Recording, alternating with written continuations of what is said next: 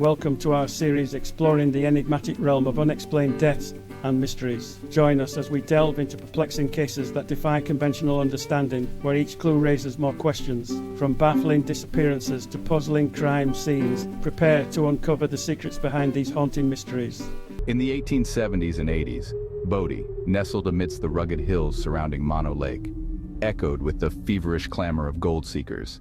Its streets teemed with the hustle of 10,000 souls drawn by the lure of fortune glinting in the earth. Now, a spectral silence haunts its weathered facades, frozen in a poignant dance of time. Bodie, once a beacon of prosperity, now stands as a sentinel of a bygone era, its essence preserved in the amber of arrested decay. Amidst the whispering winds that sweep through its desolate avenues, tales of the supernatural abound. Ghostly apparitions are said to wander through the time-worn structures, their ethereal presence lingering like echoes of a forgotten past. Shuttered bars, their doors closed to the living, resonate with spectral melodies, the strains of music drifting into the stillness of the night. Legend intertwines with reality in this forsaken town, where the curse of Bodie looms heavy upon any who dare to pilfer even a fragment of its memory. It is whispered that those who defy this solemn decree are marked by misfortune and woe, their fates entwined with the very essence of the town itself. Bodie, California, a ghostly vestige of the gold rush era, stands as a testament to the relentless passage of time. Perched upon the eastern slope of the Sierra Nevada, its weather-beaten facades bear witness to the dreams and aspirations of those who once walked its dusty streets. Yet, beneath its veneer of desolation, Bodie remains a beacon of intrigue, drawing visitors from far and wide to witness its haunting beauty. But heed this warning, traveler. Tread lightly upon the hallowed ground of Bodie, for the curse that binds it knows no mercy. Take naught but memories from this spectral realm, lest you invite upon yourself the wrath of forces beyond mortal comprehension.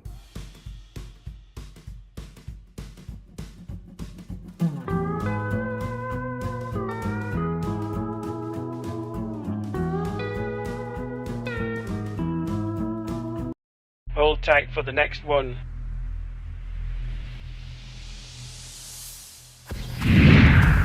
Cahawba squatted abandoned on the muddy banks, where the Cahawba flowed heavy into the Alabama River.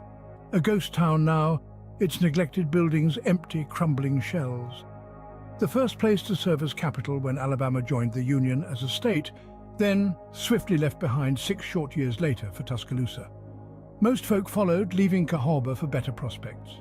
In its short renaissance, the train came through in '59, the iron rails lacing new life into the town's withering veins.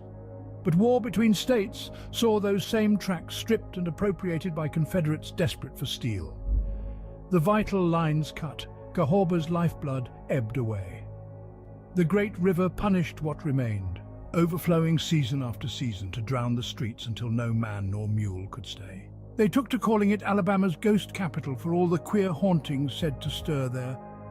A pale, drifting orb appeared each night, floating through the untamed garden maze at Colonel Peggs's place, not long after the colonel himself died in battle. That sad, silent light seemingly drifting from spot to spot as if searching for its slain master.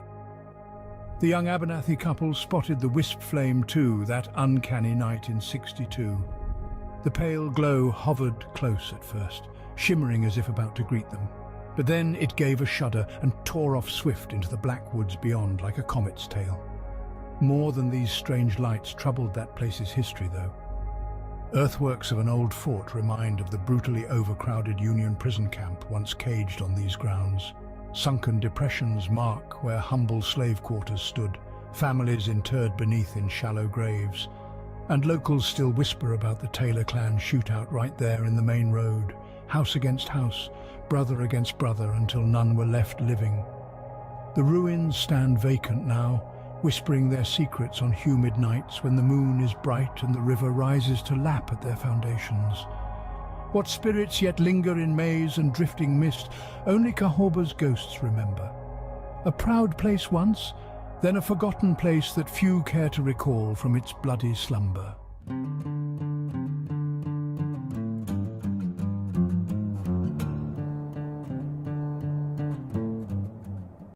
Hold Hold tight for the next one.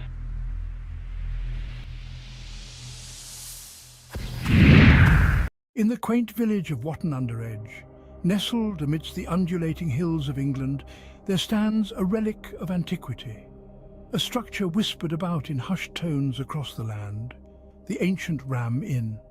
Revered for its historical significance and dreaded for its spectral inhabitants, this venerable edifice, dating back to the 11th century, wears the cloak of both reverence and fear.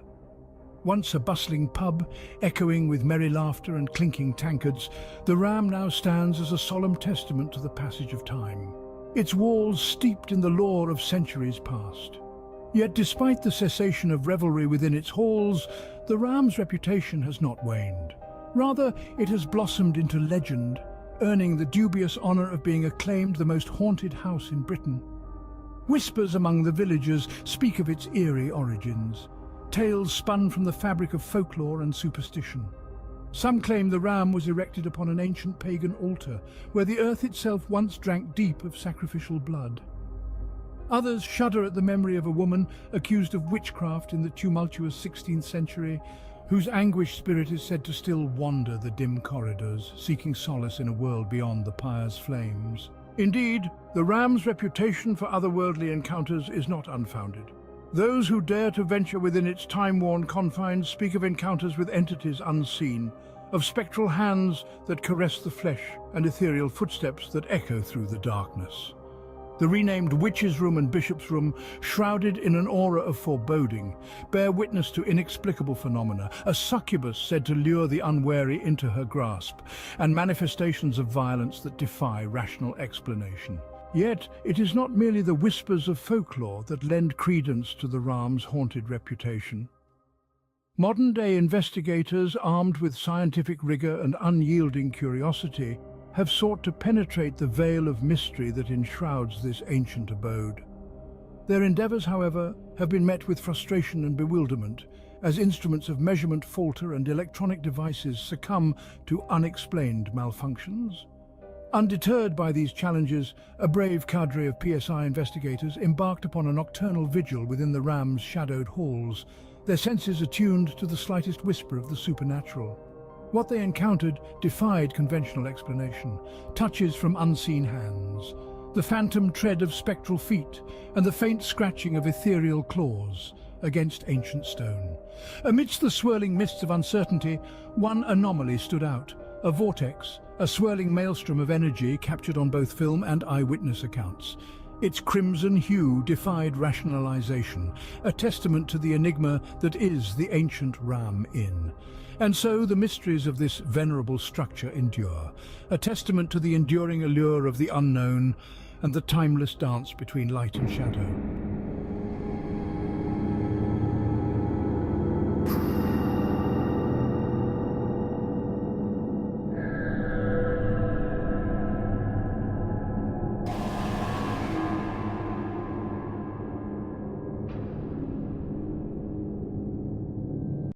Hold tight for the next one.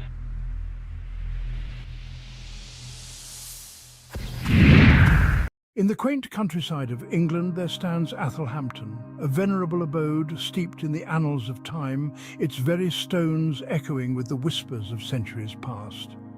Erected in the bygone year of 1485 under the auspices of Sir William Martin, this noble edifice bore witness to the ebbs and flows of history, cradling within its ancient walls the tales of generations. Through the mists of antiquity, the Martin family reigned supreme within these hallowed halls for 4 successive epochs, until the dawn of 1891, when the mantle of ownership passed to the hands of Alfred Carte de La Fontaine. With reverence for the mansion's storied heritage, he embarked upon a mission to resurrect its former glory, meticulously restoring its time-worn splendour. It was he who commissioned the creation of the formal gardens, a verdant testament to his vision, which persists unto this very day. In the fateful year of 1957, the baton of stewardship exchanged hands once more, as Robert Victor Cook assumed the mantle of custodian. And thus, the legacy of Athelhampton endured, as Robert in due course bequeathed the estate to his progeny, the esteemed Sir Robert Cook MP, in the year of 1966. For decades hence, the Cook family presided over the manor until the turning tide of 2019 saw the venerable estate pass into the possession of economist Giles Keating, who claimed the prize at auction for a princely sum of £7 million. And thus the gates of Athelhampton swung open to welcome the public, inviting all who dared to tread its hallowed precincts into the embrace of its storied past. Yet behind the facades of grandeur and opulence, there lurked shadows that whispered of mysteries untold. For Athelhampton was rumoured to be haunted, its time-worn corridors haunted by spectres of ages long gone. Amongst the ghostly denizens of the manor, none were more infamous than the pair of duelists who waged their spectral battle within the confines of the great chamber. Witnessed by a solitary woman seeking solace within the pages of a tome, their clash unfolded amidst the silence of the chamber, as she in vain sought aid from unseen servants. Yet when the intruders vanished as swiftly as they appeared, leaving naught but the echo of steel upon steel, the woman's cries fell upon bewildered ears. For the owner could not account for the presence of these mysterious combatants amongst his guests. Nor were these phantoms the sole inhabitants of Athelhampton's haunted domain. Within the shadowed recesses of the wine cellar, the ghostly presence of Cooper made itself known, its ethereal taps resonating through the stillness of the night. And amidst the dim corridors, the Grey Lady, a spectral figure shrouded in mystery, wandered, her ghostly visage haunting the dreams of those who dared to dwell within the manor's ancient embrace. Yet perhaps the most chilling of all was the tale of the pet ape, entombed within a secret passage behind the great chamber. Though its spirit remained unseen, its presence was felt in the eerie scratching that echoed from the walls, a ghostly reminder of a tragic fate sealed within the confines of Athelhampton's labyrinthine depths. Thus, the legends of Athelhampton endure, each whispered tale a thread woven into the rich tapestry of its storied past, beckoning the curious and the intrepid to brave its haunted halls and uncover the secrets that lie within.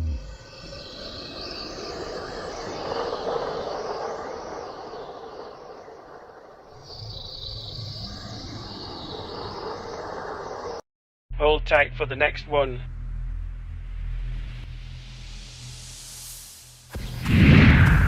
Upon the wind-swept moors of Lancashire, there looms Pendle Hill, a place veiled in enigma and whispers of the supernatural, where the shadows of the past intertwine with the present, beckoning the curious and the bold to tread its haunted paths. In the annals of English history, the 17th century bore witness to a frenzy of fear and suspicion, a time when whispers of witchcraft stirred the hearts of men, casting a pall of dread over the land.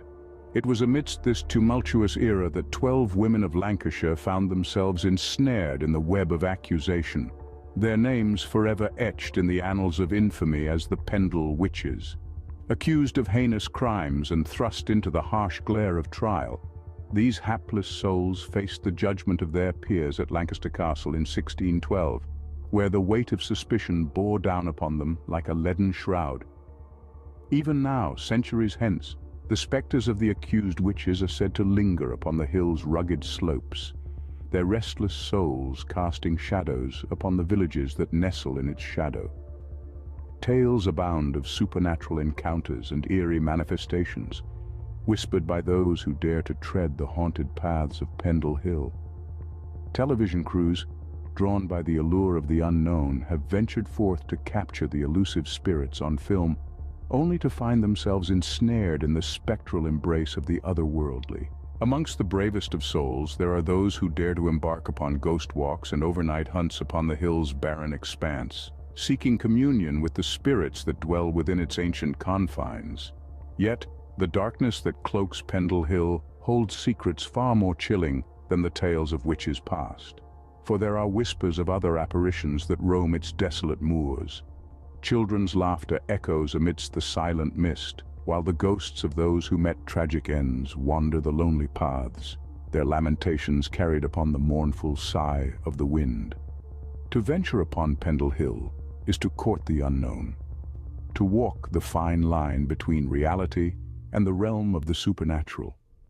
For in this place where history and legend converge, the veil between the living and the dead grows thin, and the spirits of the past reach out to touch the hearts and minds of those who dare to tread its haunted paths. Hold tight for the next one.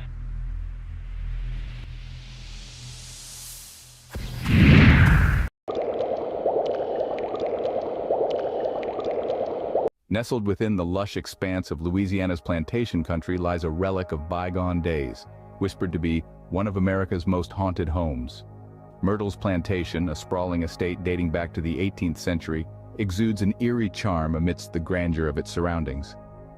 Rocking chairs adorn the cast-iron porch, inviting weary travelers to linger, while the interiors boast cozy French furnishings that harken back to a forgotten era.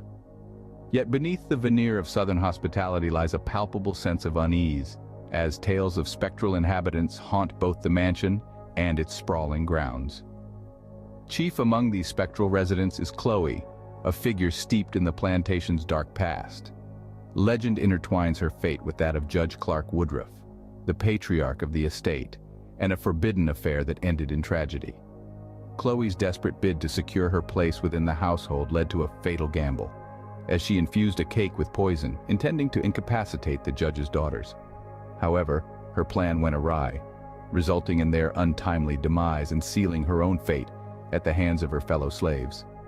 Even now, whispers persist of Chloe's restless spirit, her presence felt in the flicker of candlelight and the echo of phantom laughter.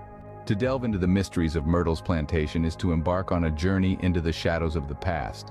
Daily tours offer a glimpse into the murky depths of history, while the veil between worlds grows thin on Friday and Saturday nights during the spine-chilling mystery tours.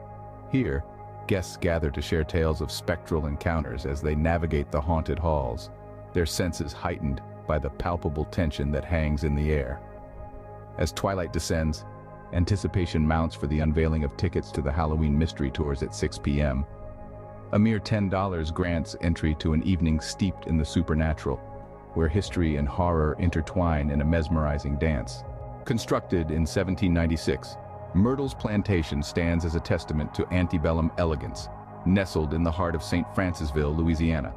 Its storied halls bear witness to centuries of secrets, from the ornate ironwork to the hand-painted stained glass that adorns its windows. Yet, beneath the facade of splendor lies a darker truth, where whispers of tragedy and betrayal linger like the shadows cast by the ancient live oaks that surround the estate. Handprints linger on mirrors long after their makers have departed, while phantom footsteps echo along the grand staircase. Mysterious scents drift through the air, tantalizing yet elusive, as objects vanish into the night. The laughter of children, long since departed from the realm of the living, echoes through the corridors, while the grand piano plays a haunting melody, its keys moving of their own accord. 2 hours north of New Orleans, Myrtles Plantation beckons to those brave enough to heed its call. To journey here is to step into a world where the veil between the living and the dead grows thin, where history and hauntings intertwine in a mesmerizing tapestry of the supernatural. Hold tight for the next one.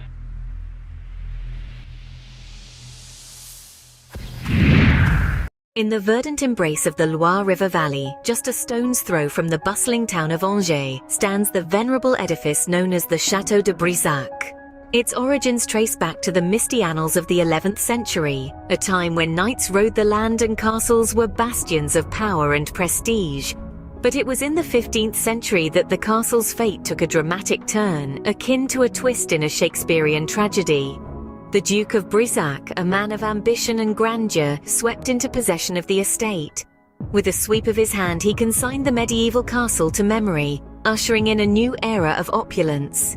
In its place rose a resplendent testament to the Renaissance, a marvel of architectural prowess bearing the moniker Château de Brissac.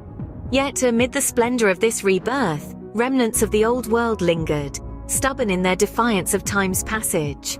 Two ancient towers, stoic sentinels of an age long past, stood as silent witnesses to the transformation unfolding around them. Though the Duke had intended their demise, fate intervened with the finality of a tragic decree. For as the Duke's vision neared completion, he himself succumbed to the grasp of mortality, leaving the towers to stand as they were, a haunting juxtaposition against the backdrop of Renaissance grandeur. And so, with the passing of time, the Château de Brissac became a place where the whispers of history mingled with the whispers of the wind. But history, it seems, is not content to remain confined to the annals of memory. For within the hallowed halls of the chateau, a spectre from centuries past is said to roam, a figure cloaked in the ethereal green of envy and despair. She is the Lady in Green, a phantom born of passion and tragedy, her tale woven into the very fabric of the castle's lore.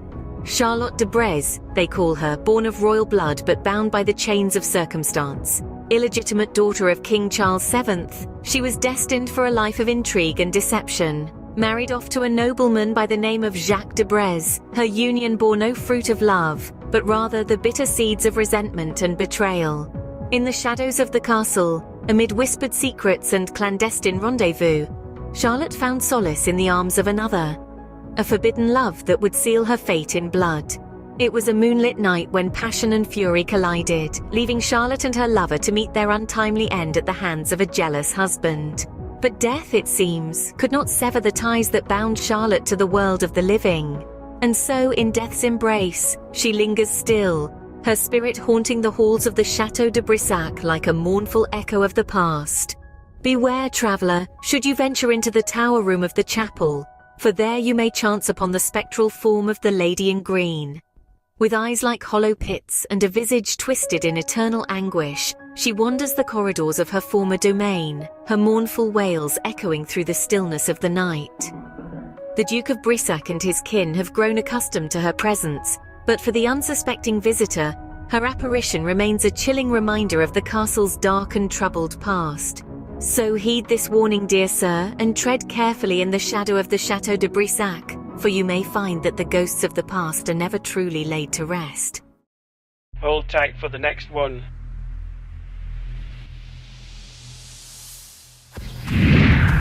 In the year of our Lord 1884, amidst the rolling hills of New South Wales, Australia, arose the foreboding edifice known as the Monte Christo Homestead, a structure not merely of bricks and mortar, but a repository of spectral whispers and tragic tales that would echo through the annals of time.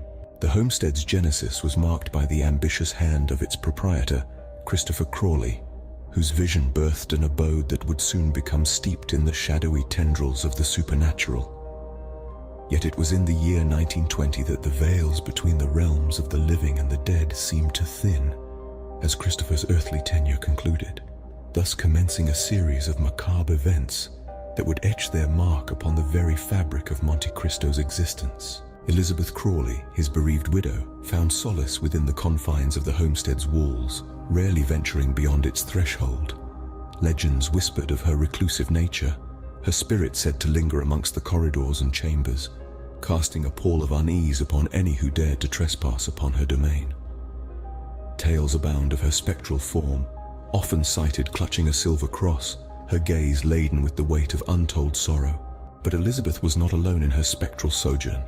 The ethereal remnants of others, too, found refuge within Monte Cristo's embrace. A pregnant maid, whose earthly tenure met a tragic end as she was cruelly thrust from the heights of the balcony. A stable boy whose slumber was forever interrupted by the infernal embrace of consuming flames. Their spirits, it is said, still wander the dimly lit corridors, caught in an eternal ballet of anguish and despair. Yet, amidst the phantoms that haunt its halls, perhaps none elicit as much trepidation as the tale of the chained man.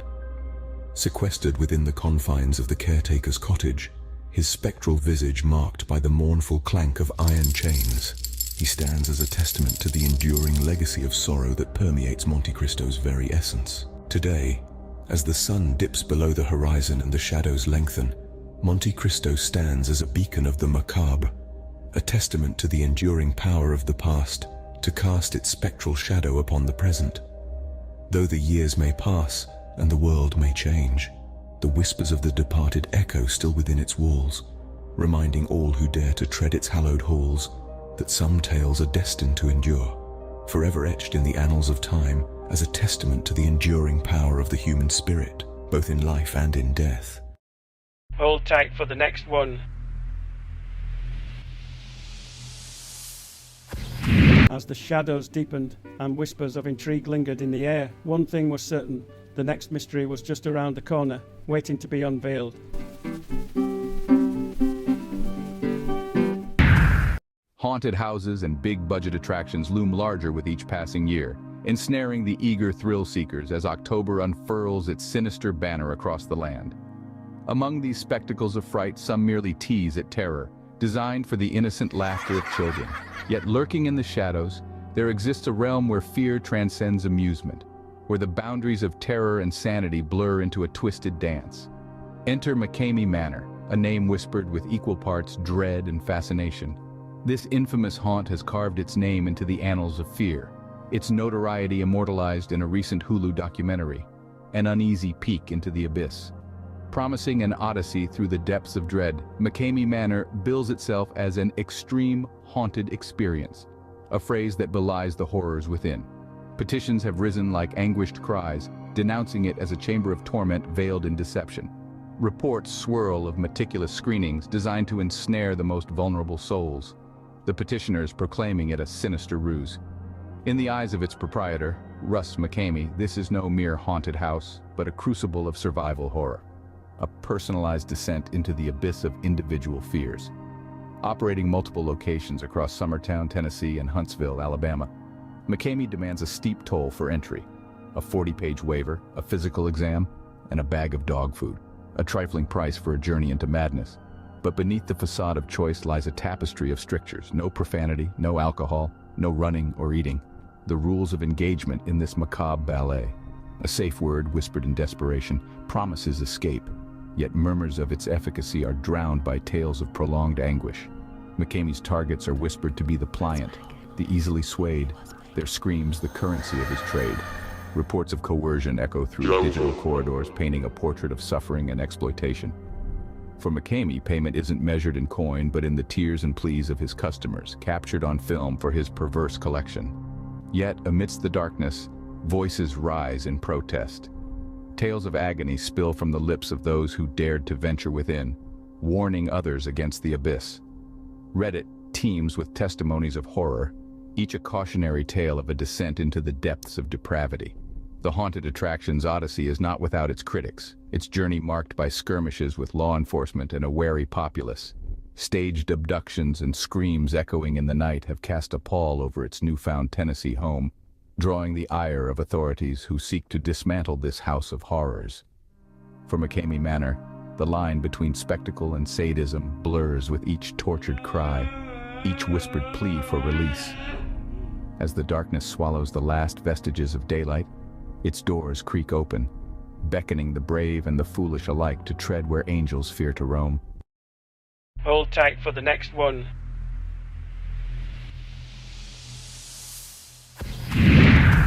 In the shadowed annals of Dent, Ohio, a spectral tale weaves through the aged corridors of the Dent schoolhouse, a relic erected in the waning years of the 19th century. It stands, a stoic monument to education and horror alike, its foundation steeped in a legend of blood and betrayal. Whispers etched in the town's memory recount the macabre saga of Charlie McFree, the custodian whose name became synonymous with dread. In the heart of the school's labyrinthine basement, he wove a tapestry of terror, a clandestine burial ground for the innocents he claimed. For 2 decades, the schoolyard echoed with the pained cries of vanished children, their fates sealed by the hand of the very caretaker entrusted with their safety. It was in the year 1955 when Dent's collective slumber shattered, roused by the fetid stench seeping from beneath the school's floorboards. A foul miasma, born of decay and deceit, wafted into the town's nostrils, a harbinger of the horrors lurking beneath. With pitchforks and torches in hand, the townsfolk descended into the depths of the schoolhouse, confronting the grim tableau that awaited them. There, amidst the shadows, lay the ghastly evidence of Charlie's depravity, the lifeless forms of innocence, discarded like refuse in a pit of despair. But justice eluded their grasp, for Charlie, the architect of their torment, slipped through their fingers like smoke in the night, leaving behind only whispers and lamentations. Yet, even in his absence, Charlie's malevolent presence lingers, a specter haunting the hallowed halls of the Dent schoolhouse.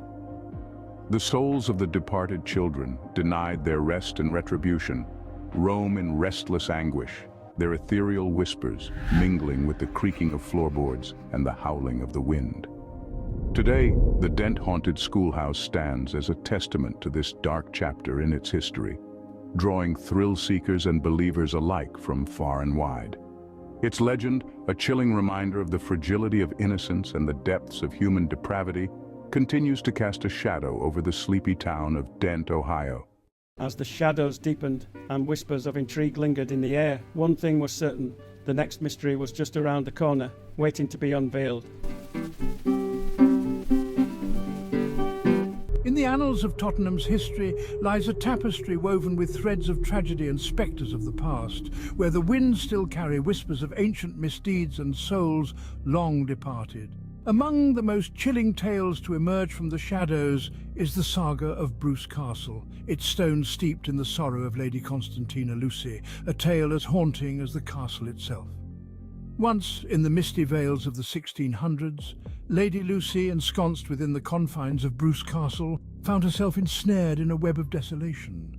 Locked away by the cruel hand of her husband, a man whose darkness rivaled the deepest abyss, her spirit withered within the castle's sombre embrace. And so it was, on a fateful night shrouded in the cloak of despair, that Lady Lucy, her heart heavy with anguish, made her tragic descent from the castle's lofty heights. Her son, a mere wisp of innocence, clasped tightly in her embrace. Whispers of her untimely demise echo through the corridors of time, adding yet another layer to Bruce Castle's mantle of infamy. They say her apparition still graces the castle's balcony, a silent sentinel cast in the pallor of remorse, her gaze piercing through the veil that separates the living from the dead. Does she ponder the choices that led her to such a dire end? Or does her spectral form wander in the realm of forgotten memories adrift in the currents of time? But what of her son, the hapless victim of circumstance, robbed of life's tender embrace in the throes of his mother's desperate act? His voice remains lost to the ages, a silent witness to the tragedy that befell him, his presence lingering in the shadows of Bruce Castle's haunted halls. Yet, Lady Lucy's tale is but one thread in the rich tapestry of Tottenham's spectral lore. Across the city, other dwellings bear the weight of their own macabre histories, beckoning the intrepid souls who dare to tread where shadows reign supreme. Among them stands a centuries-old bastion of stone, its walls steeped in the blood-soaked legacy of a bygone era. For within the confines of this ancient keep, the spirit of Sir Andrew, the Baron of Earlshall, is said to roam, his presence a chilling reminder of the violence that once stained these hallowed grounds. Known by the grisly moniker Bloody Bruce, his name is whispered in hushed tones, a testament to the atrocities committed in the name of power and pride. The tale of Sir Andrew's descent into infamy is etched in the annals of history, a grim chapter marked by the clash of steel and the spatter of blood. It was during the tumult of the Scottish Jacobite rebellion that his blade claimed its most infamous victim, Richard Cameron, leader of the Covenant, his life extinguished in the crucible of battle. And now, as the castle stands silent sentinel over the passage of time, its stones bear witness to a new chapter unfolding. With each passing year, it seeks a new custodian, a brave soul willing to brave the whispers of the past and stake their claim to its legacy. And amidst the faded grandeur of its walled gardens, where echoes of monarchs long gone still linger, the heart of Bruce Castle beats on, a testament to the enduring spirit of those who dare to venture forth into the unknown. In shadows deep,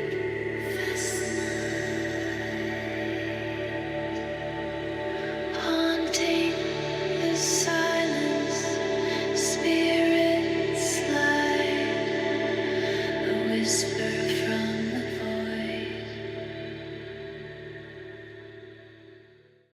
Hold tight for the next one.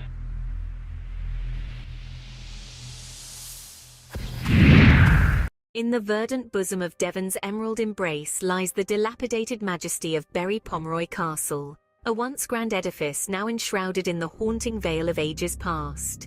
gifted unto Ralph de Pomeroy by none other than the venerable William the Conqueror. Its towering walls whispered promises of opulence and power. Yet, like the shifting sands of time, ownership passed into the hands of the Seymour dynasty in the 16th century, ushering in an era of spectral intrigue. Amidst the tranquil embrace of woodland boughs where the sylvan chorus sings, lies a deceitful calm. For within these ivy-clad ruins, the spirits of bygone days find their restless abode. Amongst them, two feminine apparitions cast their ethereal presence upon the castle's desolate halls, the White Lady and the Blue Lady, embodiments of sorrow and malevolence. Legend weaves a tale of tragic love and familial envy, entwining the fate of Margaret Pomeroy and her sister Lady Eleanor. In the throes of affection for the same suitor, jealousy took root within Eleanor's heart, ensnaring her in a web of bitterness. In a fit of envy, she incarcerated Margaret within the shadowed depths of the castle's dungeons, where the flickering flame of life guttered into the mists of eternity. It is said that Margaret's spirit, bereft of solace, still wanders those subterranean corridors, her mournful wails echoing through the ages. Yet, darker still is the spectre of the Blue Lady, a harbinger of treachery and doom. Clad in a flowing azure mantle, she beckons unwitting travelers to her side, only to cast them into the yawning abyss below the castle's tower. Their anguished cries mingle with the whispers of the wind, a haunting lamentation that pierces the veil between worlds. Many a visitor to Berry Pomeroy has borne witness to her spectral allure, their trembling souls ensnared by her phantom dance. But fear not, intrepid wanderer, for the castle's gates stand open to all who dare to tread its hallowed ground.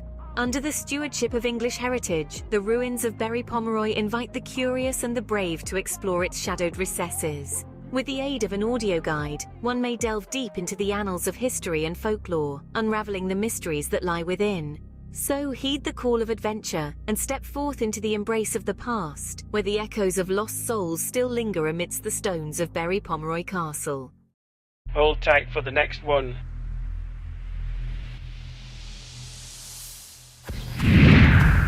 Eastern State Penitentiary, a fortress of despair erected in 1829, pioneered a new depth of solitude within its walls. Inmates dwelled in isolation, their existence a solitary dance with despair.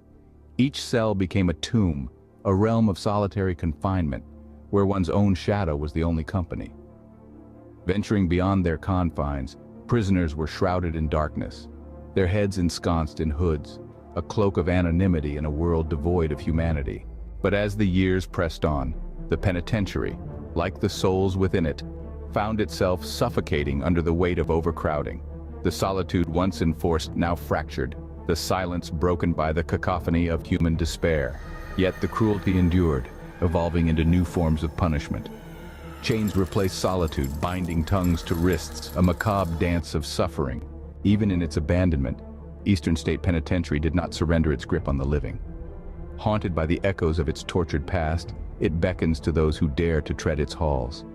Thousands are drawn to its gates, seeking not redemption but the thrill of terror, as it stands as one of America's most haunted places. Within its decaying walls, the phantoms of the past find voice. Echoes reverberate through cell block 12, laughter mingling with the sobs of lost souls. In cell block 6, shadows flit along the walls, elusive specters haunting the living.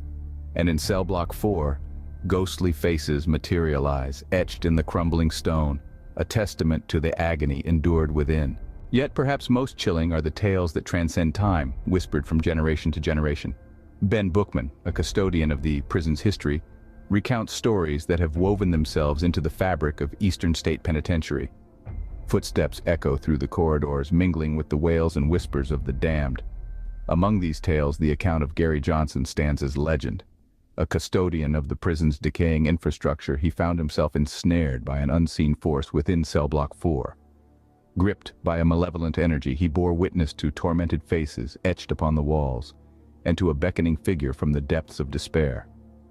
Such is the legacy of Eastern State Penitentiary, a monument to the darkness that resides within us all. Hold tight for the next one.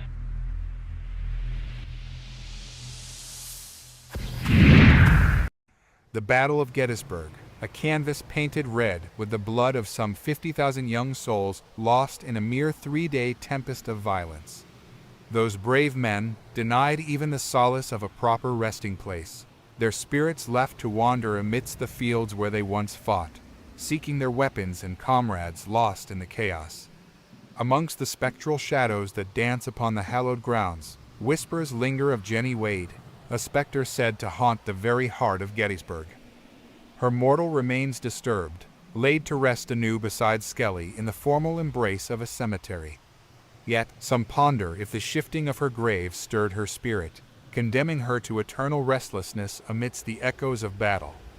In the heart of the town, where the past collides with the present, stands the Gettysburg Hotel, a haven steeped in history and haunted by more than just memories. Here, amidst its time-worn walls, resides Rachel, a ghostly presence whose touch upon the living world is felt by guests and employees alike. Whispers speak of her as a Civil War nurse, her apparition often seen descending the stairs in a frantic rush, as if summoned by the cries of those in pain. Drawers open of their own accord, belongings disturbed in the night's stillness, leaving some to ponder if it's the hand of a spectral visitor or a mere mortal thief.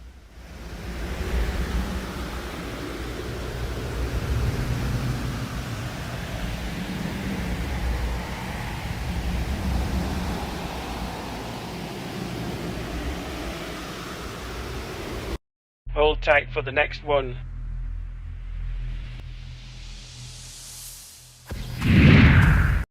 Sturdivant Hall in Selma, famed for its neoclassical splendor, harbors a spectral tale intertwined with its grandeur. Once the domain of John Magee Parkman, a prominent banker ensnared in the tumult of Reconstruction-era accusations, the mansion echoes with his lingering presence. Parkman's opulent life soured when allegations of embezzlement stained his reputation, leading to his incarceration in Cahawba prison. In a daring bid for freedom in 1867, he met his demise, his spirit purportedly tethered to the halls of his beloved residence.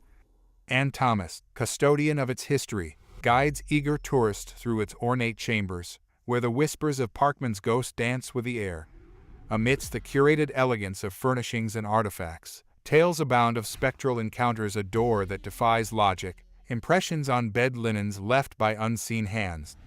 Yet, amidst these spectral whispers, Sturdivant Hall remains an architectural gem, drawing visitors from far and wide, eager to witness its beauty and perhaps catch a glimpse of its ethereal resident.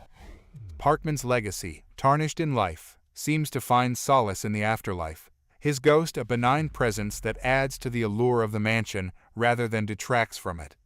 As visitors tread its hallowed halls, they carry with them the whispers of history and the gentle touch of a friendly ghost, ensuring that the legend of Sturdivant Hall endures, woven into the fabric of Selma's rich tapestry.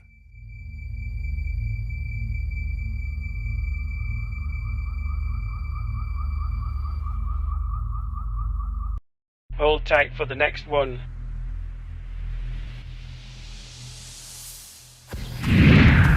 In the quaint village of Chillingham, nestled just a stone's throw away from Alnwick, stands a monument to time's eternal grasp, Chillingham Castle, a bastion born of the 12th century's tumult. This edifice has weathered the storms of history upon its rugged walls. Tales, as chilling as its name suggests, weave through its ancient stones, whispering of hauntings that stir the soul. Legends abound within its hallowed halls, where spirits both tortured and benign are said to roam freely. Among these phantoms, the White Pantry ghost holds court, a spectral apparition clothed in the pallor of moonlight. It is whispered that she once beseeched a footman for water within the inner pantry's confines, a plea tinged with the taste of poison's embrace. And what of the Blue Boy, a spectre bound to the Pink Room, where witnesses swear by the sight of ethereal azure halos dancing in the darkness? Yet, these apparitions, though visible to the naked eye, are but the surface of Chillingham's spectral tapestry, for within these ancient walls, the very air thrums with unseen presences, as palpable as the chill that creeps along the spine. Voices of bygone souls drift through the corridors, their conversations veiled in mystery, slipping away like whispers in the wind at the merest hint of pursuit. As the moon casts its silvery glow upon the battlements, shadows dance upon worn flagstones, painting a portrait of ethereal life amidst the stillness of the night. And so, Chillingham Castle stands, a sentinel of history, its ghosts forever bound to the fabric of time, a testament to the enduring legacy of those who came before.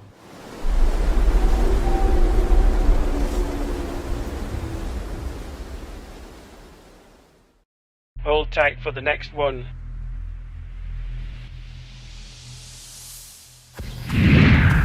The relics of Aradale Mental Asylum squat incongruously amid the pleasant greenery of rural Victoria, a ramshackle reminder of well-meaning ignorance. In its shadow, cuckolded cornfields sway, their sheaves applauding each zephyr that flits from the asylum's yawning fenestration. Behind those pitted windows, one envisions the hollow-eyed inmates of yesteryear peering out, fearful of the crude healings and harsher sentences imposed upon them, for in those corridors roamed frustrated practitioners, baffled by their patients' woes, bludgeoning away at sanity itself with scalpels and electrodes. Some aver that one such healer never vacated the premises in spirit. Nurse Kerry, they dub her a phantasmal disciplinarian whose whispers and determined footfalls still haunt the women's ward, raising gooseflesh on whomever succumbs to an insomniac's foolish wandering of those Stygian halls. But Kerry's is not the only lingering essence. More nebulous apparitions flit in peripheries, shadow-bound figures, perhaps former patients stilled by keener means than their treatments. And there are those visitors who swear they've been manhandled, scratched, bitten, shoved, as though by poltergeists indignant at this secular shrine's degradation. Beyond its epoch's brutal callings, Aradale has become an asylum for our fears, our fear of pain's inflictors and its inevitable visitations, are decaying. Cautionaries are nodded to remind us of how far our knowledge has evolved, and how easily it could tumble anew into darkness. Yet as one gazes across the rolling verdure surrounding this repository of suffering, one wonders if redemption might be harvested here too. Could not the balm of birdsong, the efflorescent emerald mirror of fields at peace, entice any tormented soul to finally find release? If there are indeed spectres in this miasmic air, might they too absorb the sylvan serenity suffusing Aradale's confines like an apology from a more enlightened age?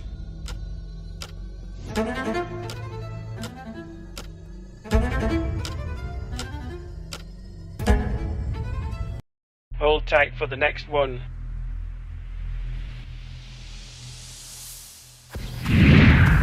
Just an hour out from the big city bustle of Adelaide, the little town of Kapunda seems frozen in another era. Its buildings lean wearily against one another, sagging under the weight of long past decades. The sidewalks are cracked and overgrown with weeds, the store windows dusty and blank-eyed. It's the kind of place where you can almost hear the echoes of voices and footsteps from ages gone by. Kapunda is considered one of the most haunted towns in all Australia. But even among its creaky buildings and shadowed alleyways, one place stands out as the nexus of the uncanny, the North Kapunda Hotel. The old hotel squats on the edge of town like a malevolent toad, its peeling clapboard sides seeming to glare at passers-by.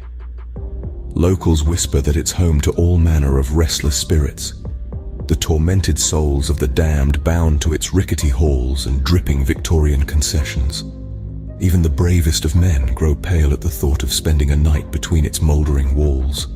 They speak of two young girls, their laughter eternally echoing in the upstairs chambers. One can't or won't leave that musty upper level, as if held captive by some unspeakable dread. And well she should fear, for it's said that a vile presence in black stalks those shadowed hallways, a misogynistic brute that terrifies the female spirits and mortal ladies alike. Then there is the spirit known only as Dr. Blood, and one shudders to think what that name implies. The terrifying whispers tell of human monster secuting round-defined grisly experiments, pushing the boundaries of science and sanity. If his unbodied essence yet lingers in this place, one can scarcely fathom the eternal screams and anguish seeping through its rotted walls. The inscrutable evil that haunts the North Kapunda Hotel has drawn many a ghost hunter and thrill-seeker through its battered doors over the decades. Some claim to have captured it all on film, strange shapes flickering at the edges of vision, mysterious orbs of light, grotesque faces pressed against filthy panes. Whether such evidence is conclusive or mere wishful thinking, one truth is incontrovertible. There is a disquieting miasma of dread about this place, a sense that it pulls at the veil between worlds. So as you find yourself motoring along the lonesome highways of the South Australian outback, perhaps tarry not too long in the hushed avenues of Kapunda after dark, and surely turn your gaze from that luring, crawling presence at the edge of town, lest its sightless eyes and slumbering malignance follow you long after into the blackest, loneliest of nights. Hold tight for the next one.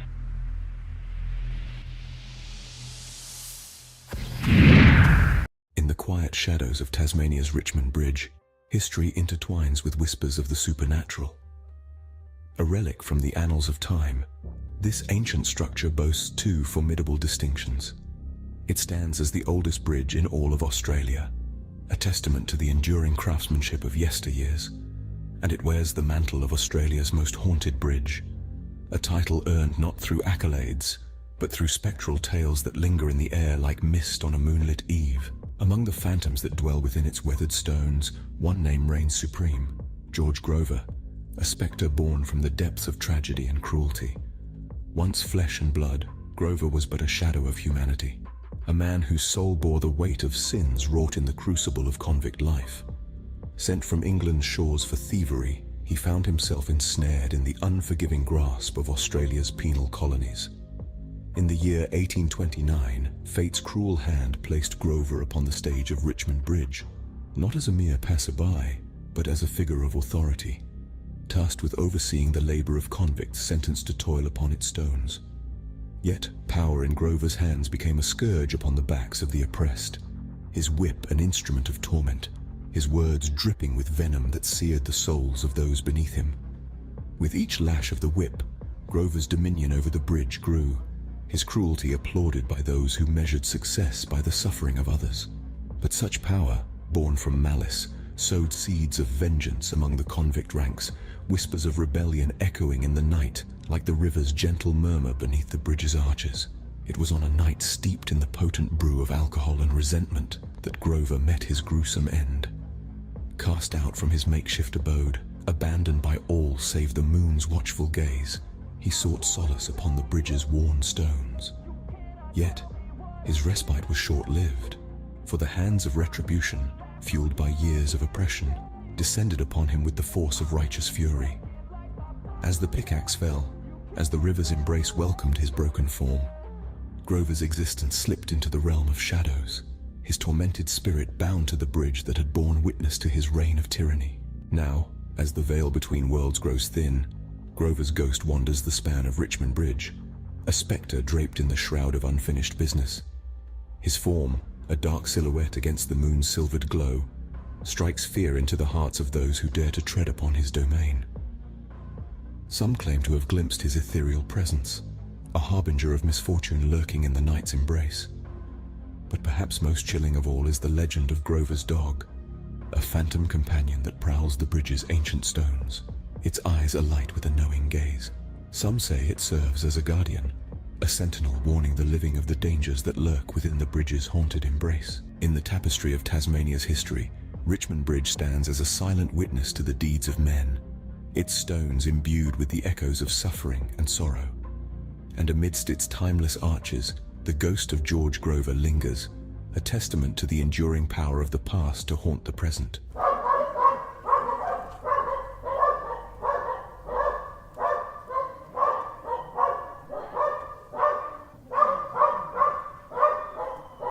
Hold tight for the next one.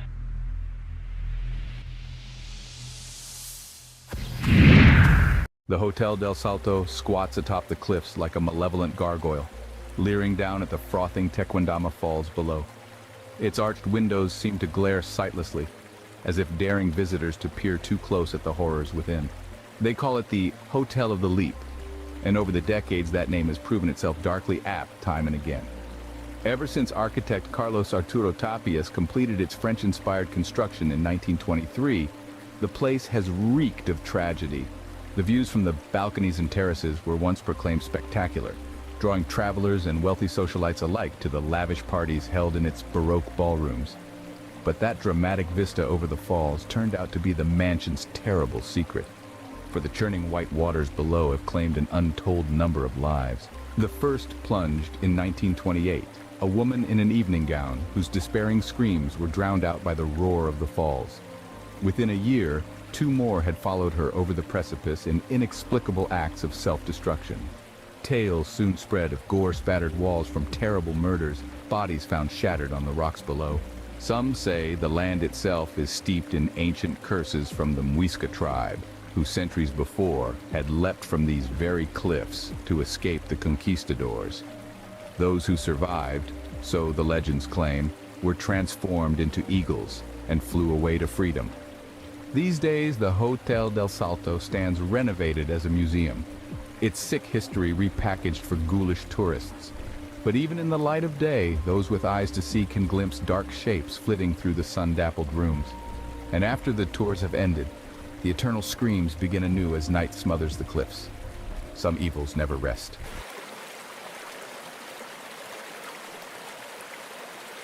Thanks for joining us on this eerie adventure. If you enjoyed the chills, don't forget to subscribe.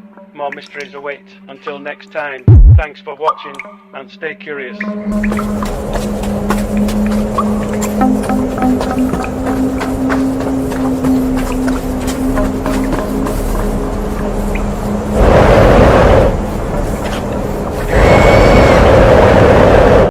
Hold tight for the next one.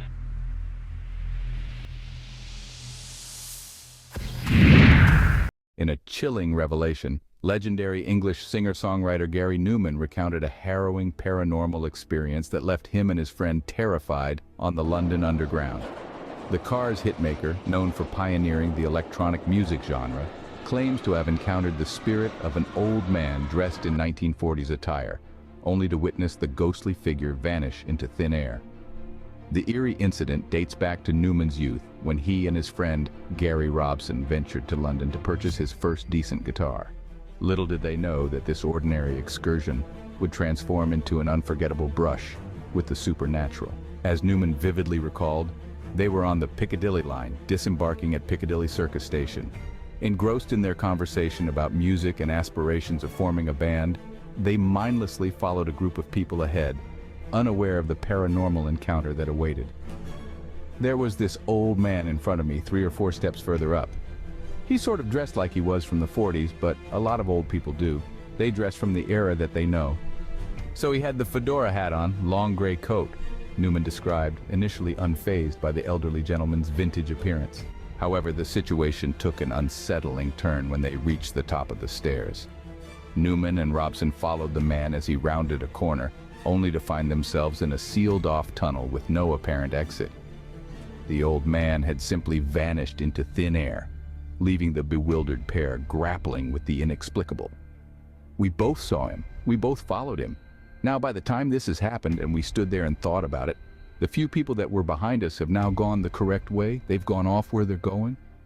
So now we're on our own in this stub of a tunnel, totally freaked out now. Really, really frightened. He must have gone through the wall. He's just vanished. This man has vanished, but we both followed him, Numan recounted, his voice laced with residual terror. The shared experience between the two friends lent credence to the unnerving event, preventing them from dismissing it as a mere figment of their imagination. Gripped by fear and the realization that they had potentially witnessed a ghost, the duo fled the scene in search of safety. Numan, who has sold over 10 million records throughout his illustrious career, admitted that the ghostly encounter has haunted him and Robson to this very day. The vivid memory remains etched in their minds, a testament to the unexplained phenomena that lurk in the shadowy corners of the world we inhabit. While paranormal skeptics may dismiss Numan's account as mere fiction or misinterpretation, the visceral fear he and his friend experienced that fateful day on the London Underground cannot be denied. For those who believe in the existence of spirits, this chilling tale serves as a reminder that the veil between the living and the dead may be thinner than we realize.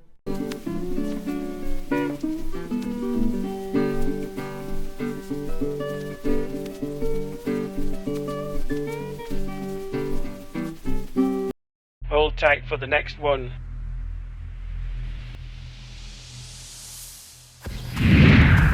In the aftermath of the Civil War, Birmingham, Alabama emerged as a beacon of industrial prowess, its genesis marked by the founding of the city in 1871. Among the crucial enterprises that burgeoned during this era was Sloss furnaces, a cornerstone of the nation's infrastructure revival, spearheaded by Colonel James Withers Sloss.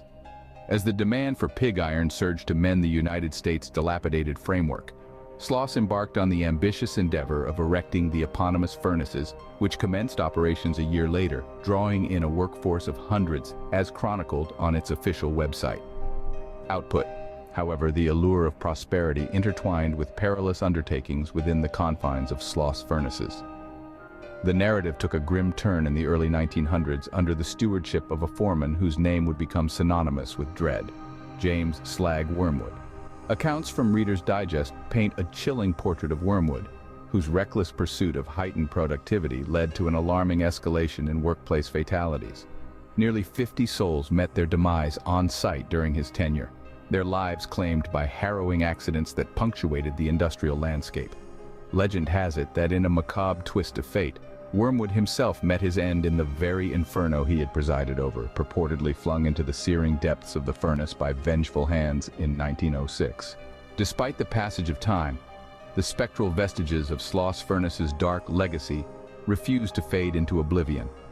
Daredevil visitors embarking on nocturnal forays through the grounds recount eerie encounters with the apparition of Wormwood, whose spectral visage is said to prowl the corridors, his phantom voice echoing commands of bygone days, "Get back to work."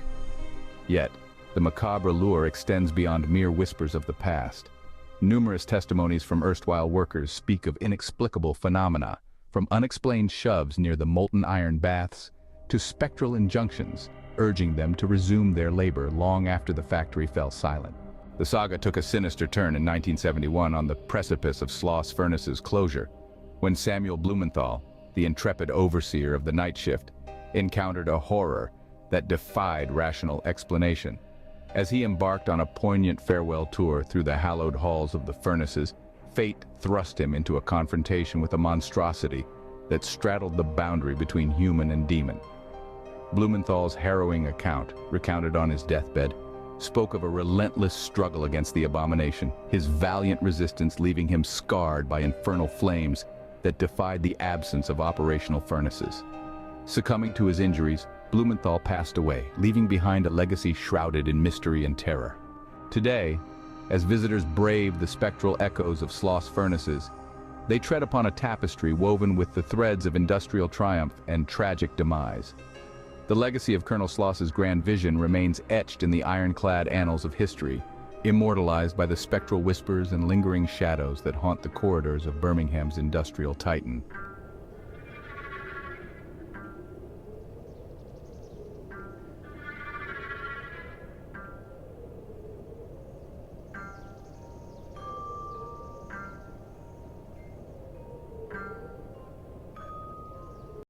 Hold tight for the next one.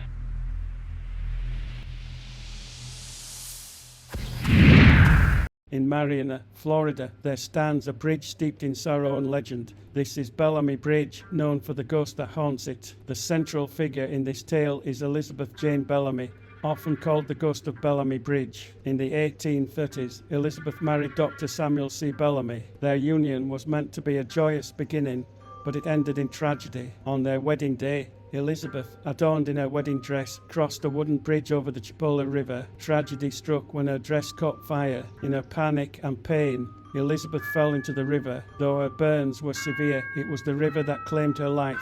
Her death was a devastating blow, and she was buried along the banks of the Chipola River. Since that fateful night, stories have surfaced about Elizabeth's restless spirit.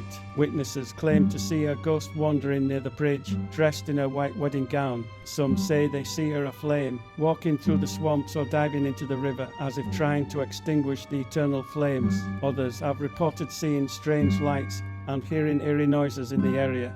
Adding to the bridge's haunted reputation, the Bellamy Bridge has grown in notoriety as a haunted destination over time. It has become the subject of numerous documentaries and supernatural investigations. The legend of Elizabeth Bellamy's ghost has been passed down through generations, becoming an integral part of the local folklore. Despite the lack of historical evidence to support the details of her life and death, the story persists today. Bellamy Bridge is part of the Bellamy Bridge Heritage Trail. This trail allows visitors to explore the area and delve into both the real and mythical history surrounding the bridge. It is a place where the past and present intermingle, where the legend of the ghostly bride continues to captivate those who visit. The tale of the Bellamy Bridge ghost is a poignant reminder of love and loss, whether rooted in truth or born of myth. It is a story that has etched itself into the heart of Marianna, Florida. The legend of Elizabeth Bellamy endures, a spectral presence that keeps the past alive and invites the curious to ponder the mysteries of love and death.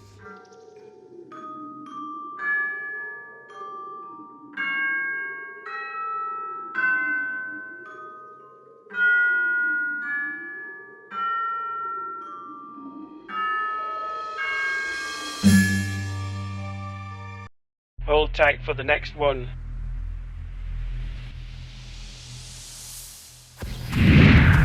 the tragic tale of Katie DeWitt James, from murder mystery to haunting legend. In the early 1900s, Weatherford, Oklahoma, became the setting for a harrowing murder mystery that morphed into a ghost story still recounted today. Katie DeWitt James, a young mother, left her home with her infant daughter after filing for divorce from her abusive husband. She planned to move in with her cousin, but her family never heard from her again. The investigation that followed revealed a sinister turn of events involving a local prostitute named Franny Norton. Katie DeWitt James, a 29-year-old woman, boarded a train on July 7, 1905, with her 14-month-old baby, Lulu Bell.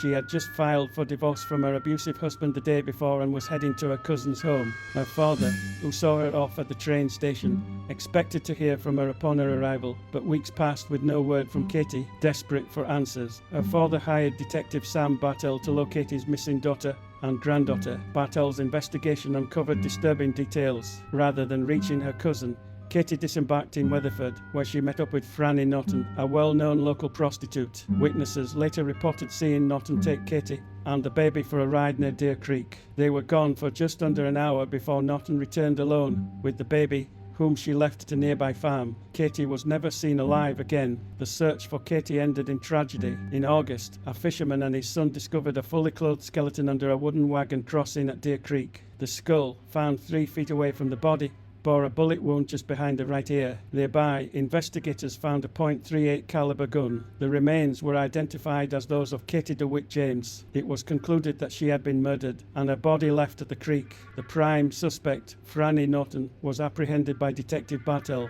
However, she denied any involvement in Katie's death. On the day she was supposed to be questioned by the police, Norton took her own life by poisoning herself, adding another layer of mystery to the tragic case. Despite Norton's death, rumors persisted that Katie's ex-husband had orchestrated her murder with Norton's assistance. Yet, with Norton's demise, many questions were left unanswered. The community was left to grapple with the brutal end of a young mother. The site where Katie's body was discovered became known as Dead Woman's Crossing, a name that endures to this day. 80 years after the murder, the wooden crossing was replaced by a concrete bridge, but the haunting legacy of the place remained. Locals began reporting eerie phenomena, a blue light floating around the town, the sound of a woman searching for her baby, and the unsettling noise of wheels rolling in the night. Katie DeWitt James's tragic story has since become a part of local folklore, a blend of historical fact and ghostly legend. The tale serves as a grim reminder of a life cut short and the enduring mysteries that surround her death. Whether through supernatural occurrences or the stark reality of historical records, Katie's presence in Weatherford remains a poignant and unsettling chapter in the town's history.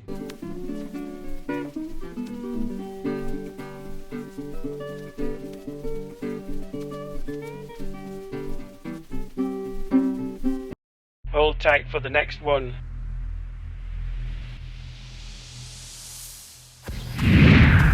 The Haunted Harlow House, a chilling tale of death and paranormal activity. Los Angeles is a city steeped in haunted history, and few places embody this as vividly as the Bavarian-style home in Beverly Hills once owned by legendary actress Jean Harlow. This grand residence, known as the Harlow House, has borne witness to a series of tragic events that have left an indelible mark on its very walls. The Harlow House first gained notoriety in 1932, when it was the site of a shocking and suspicious death. Jean Harlow's husband, Paul Byrne, was found lifeless, a gunshot wound to the head, standing before the mirror in the couple's bedroom. Instead of alerting the authorities, their butler bizarrely called MGM Studios, fueling rumors that Byrne's demise was not simple. Suspicion fell upon Byrne's ex-girlfriend, whose own life ended in tragedy just days later when she leapt from a boat to her death. Harlow, devastated, moved out of the home she had shared with her late husband, only to meet her own untimely end a few years later at the tender age of 26 from kidney failure.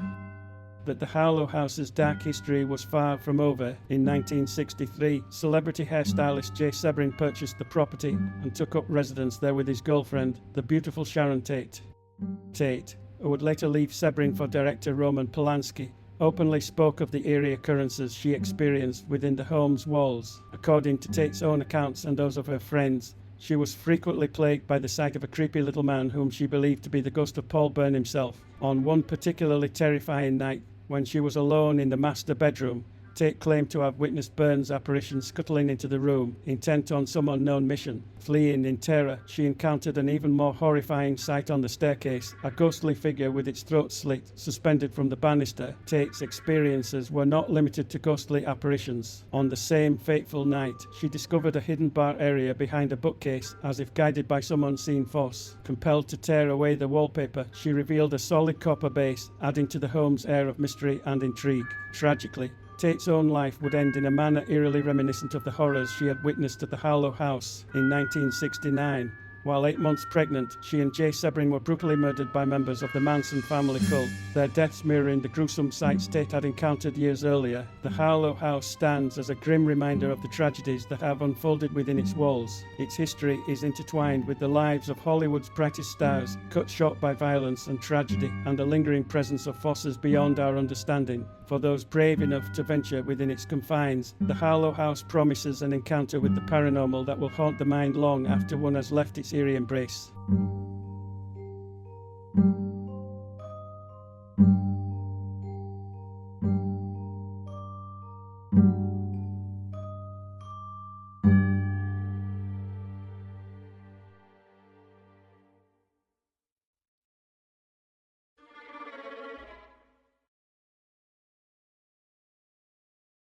Hold tight for the next one.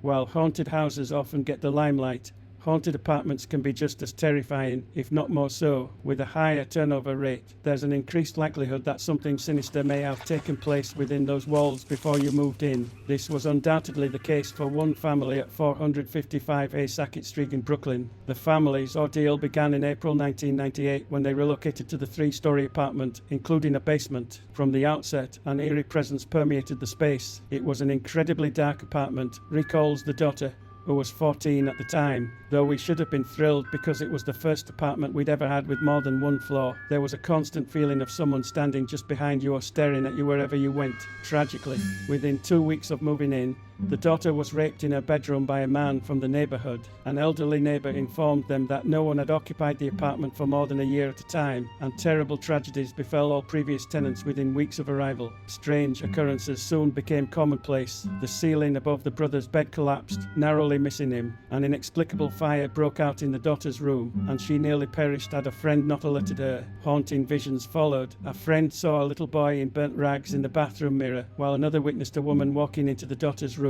Disembodied children's laughter and crying echoed through the basement, where the mother felt a cold, scaly hand on her shoulder while doing laundry. Attempts to install a phone line failed, leaving the family isolated. After a year of torment, the family fled. Subsequent tenants made a grisly discovery while renovating the basement: the body of a child entombed in the wall. They, too, abruptly abandoned the apartment. In a chilling coincidence, the mother's co-worker had previously resided at 455 A Sackett Street. She recounted experiencing the same harrowing phenomena, suggesting it may have triggered her nervous condition. While the family escaped unharmed, their haunting served as a stark reminder to trust one's instincts. If you get horrible vibes from a place, don't put it off as folly, the daughter warns. It might just save you a whole lot of trouble. The dark history of 455 A Sackett Street remains shrouded in mystery, but one thing is certain: this haunted apartment left an indelible mark on all who dared to call it home.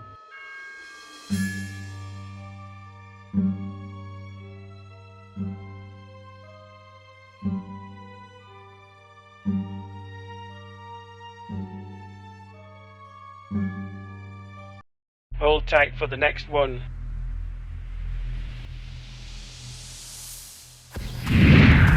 The dramatic and desolate ruins of Corfe Castle rise majestically from the serene Dorset countryside, their presence a stark contrast to the surrounding tranquility. Perched upon a hillside, these ancient stones overlook the quaint village of Corfe, a sentinel of history amidst a pastoral landscape. The castle's origins trace back to the Norman conquest, its formidable walls first raised by William the Conqueror himself. This vast tapestry of history, woven with threads of conquest and betrayal, imbues the castle with an eerie atmosphere, ripe with ghostly legends. The construction of Corfe Castle began shortly after William the Conqueror's invasion in 1066, serving as both a fortress and a royal residence. Over centuries, it became a symbol of Norman strength and royal power, enduring countless sieges and conflicts. The strategic importance of the castle made it a coveted prize during the English Civil War, where it saw its most dramatic and fateful days. The royalist Banks family, staunch supporters of King Charles I, bravely defended it against the parliamentarian forces, cementing the castle's place in history. Foremost among the spectral tales that swirl around these ancient stones is that of the woman in white, whose ethereal figure is most often glimpsed on the bridge leading up to the castle's ruined gates. The identity of this ghostly lady remains shrouded in mystery, but local lore whispers that she may be the restless spirit of a young woman who, during the turmoil of the Civil War, betrayed the castle and its loyal inhabitants. It is said that she turned against the royalist Banks family, delivering them into the hands of their enemies, the Roundheads. This act of treachery has forever bound her to the castle's fate. The woman in white was last reportedly seen in 1967, when a local man claimed to have encountered her wandering the narrow streets of Corfe village itself. Yet, she is but one of the phantoms that haunt these ruins. On many a night, mysterious lights flicker upon the ramparts, and the air is occasionally pierced by the plaintive cries of a child, echoing through the stone corridors. These apparitions and sounds add to the castle's haunted reputation, drawing both skeptics and believers in the supernatural. Beyond the ghostly encounters, the castle ruins themselves tell a tale of architectural evolution and resilience. The remains of towering keep, sturdy walls, and ancient guardhouses offer a glimpse into the medieval life that once bustled within its confines. The passage of time has left its mark, with weathered stones and crumbling towers, yet the grandeur and strength of Corfe Castle endure, a testament to its historical significance. As you walk through the remnants of the Great Hall and peer through arrow slits that once served as defensive vantage points, the past comes vividly alive. Today, Corfe Castle is under the stewardship of the National Trust, inviting visitors to explore its storied ruins and delve into its rich and fascinating history. The castle grounds, meticulously maintained, offer a blend of education and enchantment. Interpretative displays, guided tours, and historical reenactments breathe life into the ancient stones, allowing visitors to immerse themselves in the tumultuous events that shaped this fortress. As you wander through the crumbling remains, the whispers of the past seem to come alive, the ancient stones telling tales of glory and defeat, of loyalty and betrayal.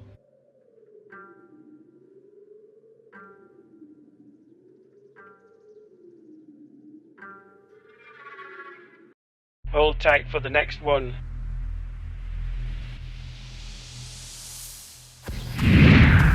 In a secluded and serene nook of the Dartmoor landscape, ensconced within a picturesque woodland estate and gardens, stands the venerable Buckland Abbey. This historic edifice, with its timeless stone walls and ancient echoes, was originally built as a monastery. The abbey's monastic tranquility, however, was shattered when it fell victim to the sweeping reforms of King Henry VIII, who ruthlessly disbanded it during the dissolution of the monasteries. This once sacred sanctuary then entered a new chapter in its storied existence. In 1581, Buckland Abbey was purchased by the intrepid Sir Francis Drake from his formidable rival, Sir Richard Grenville. At this juncture, Drake had just returned from his triumphant 3-year circumnavigation of the globe.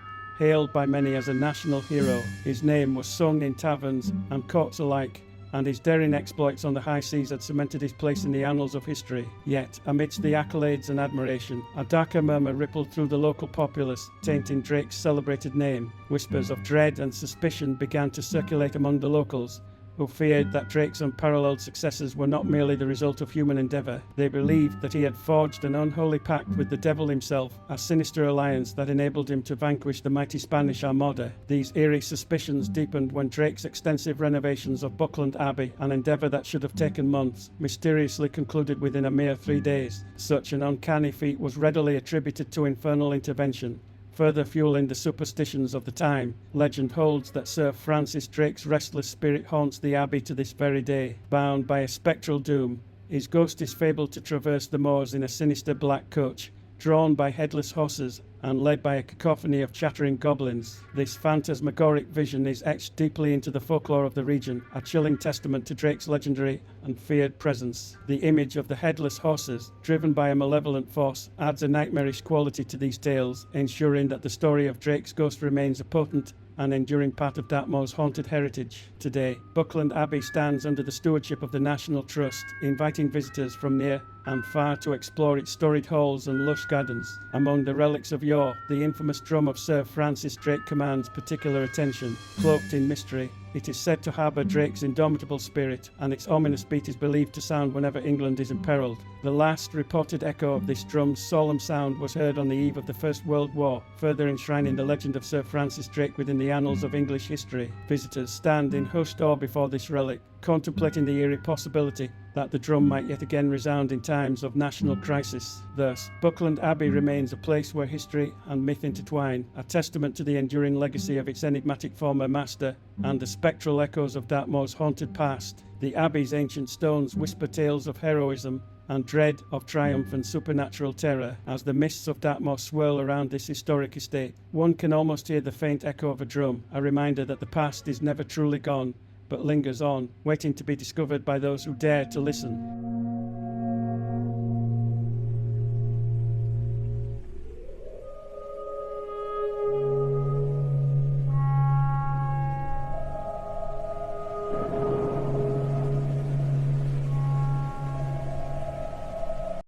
Hold tight for the next one.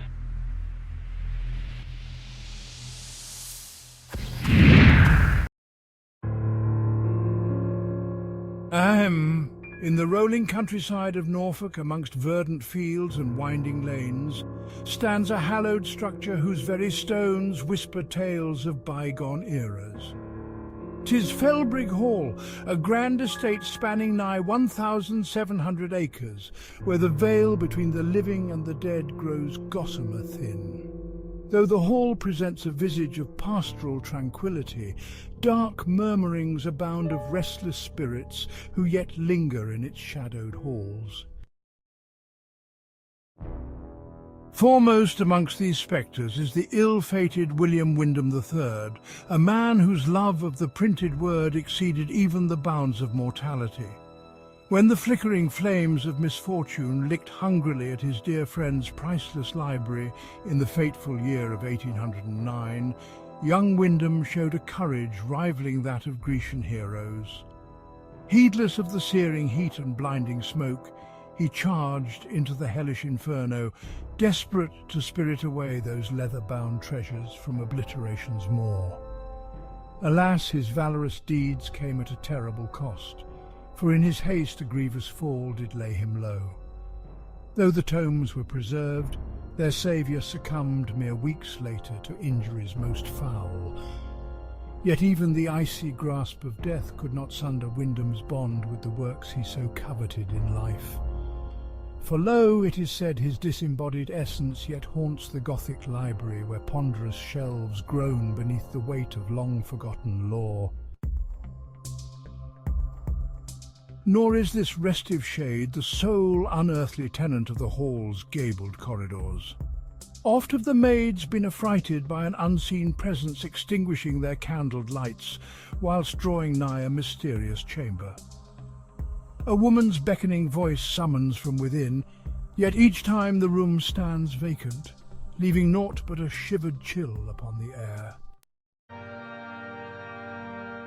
So let those bold of spirit come make their way to this repository of spirits twain, mortal and ethereal, tread lightly upon the Persian carpets, and gaze in wonder at treasures gathered from 100 conquered lands.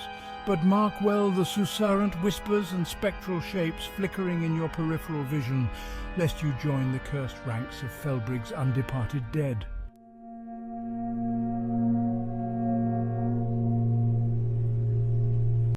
Hold tight for the next one.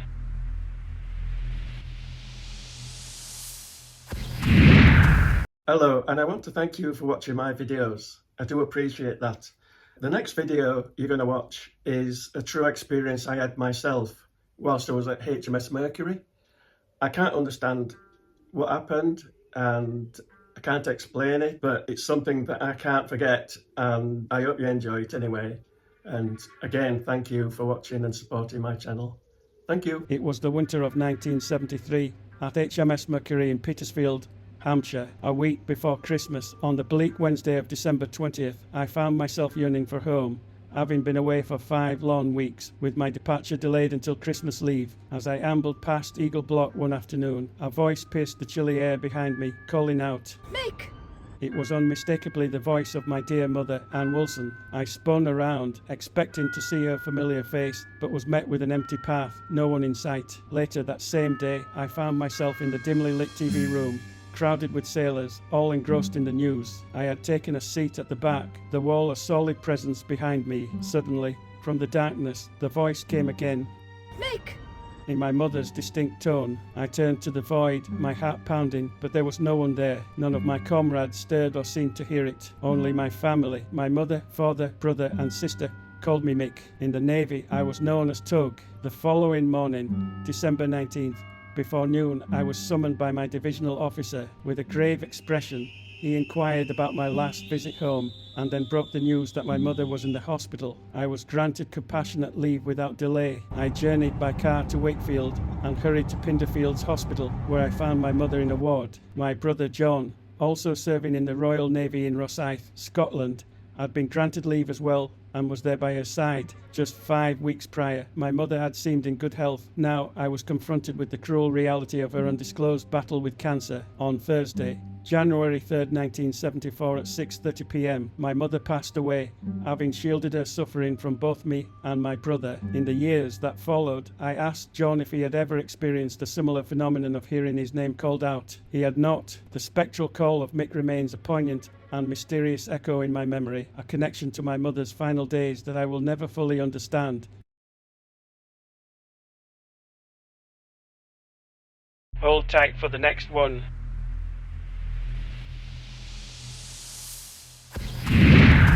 Hello, and I want to thank you for watching my videos. I do appreciate that. The next video you're going to watch is a true experience I had myself whilst I was at HMS Mercury. I can't understand what happened and I can't explain it, but it's something that I can't forget, and I hope you enjoy it anyway. And again, thank you for watching and supporting my channel. Thank you. Hold tight for the next one.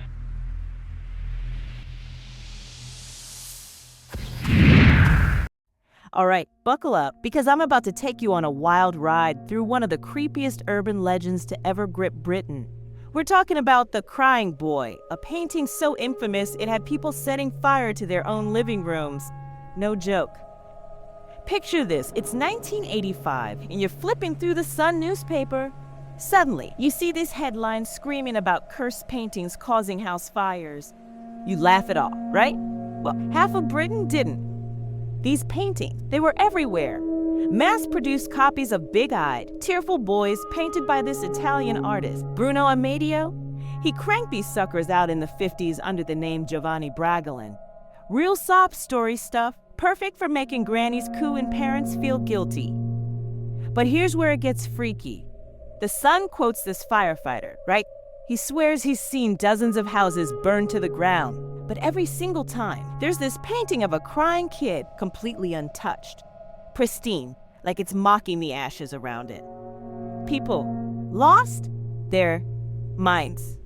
Suddenly, everyone with a crying boy painting thinks they're living with a ticking time bomb. You've got folks chucking these paintings out windows, burying them in gardens, even organizing mass bonfires. Imagine that people so scared of fire they're starting fires. The panic spread like, well, wildfire. You couldn't give these paintings away. Charity shops were turning them down. It got so bad that the Sun eventually offered to collect and burn the paintings in a huge bonfire, promising to lift the curse. Now, here's the kicker. In all this chaos, nobody stopped to ask the obvious questions, like why would a mass-produced print be cursed? Or hey, maybe these things survive fires because they're printed on fire-resistant board? But that's the thing about urban legend, isn't it? Logic takes a back seat to a good scary story. And man, did this story have legs? It didn't just stop at fires. Soon, you had people claiming these paintings were causing all sorts of spooky stuff. Crying in the night, objects moving, shadows where they shouldn't be. Your story about the woman hearing sad cries? That's a perfect example of how the legend kept growing. Even today, decades later, you'll still find people swearing these paintings are bad news. It's like the British version of Bloody Mary or the Hook Man. So, next time you're rummaging through a dusty old antique shop and you see a pair of sad eyes staring at you from a frame, maybe think twice before bringing it home. After all, why risk it?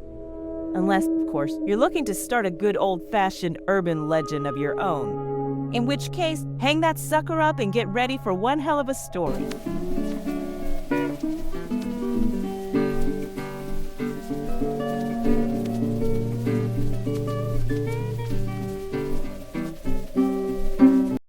Hold tight for the next one.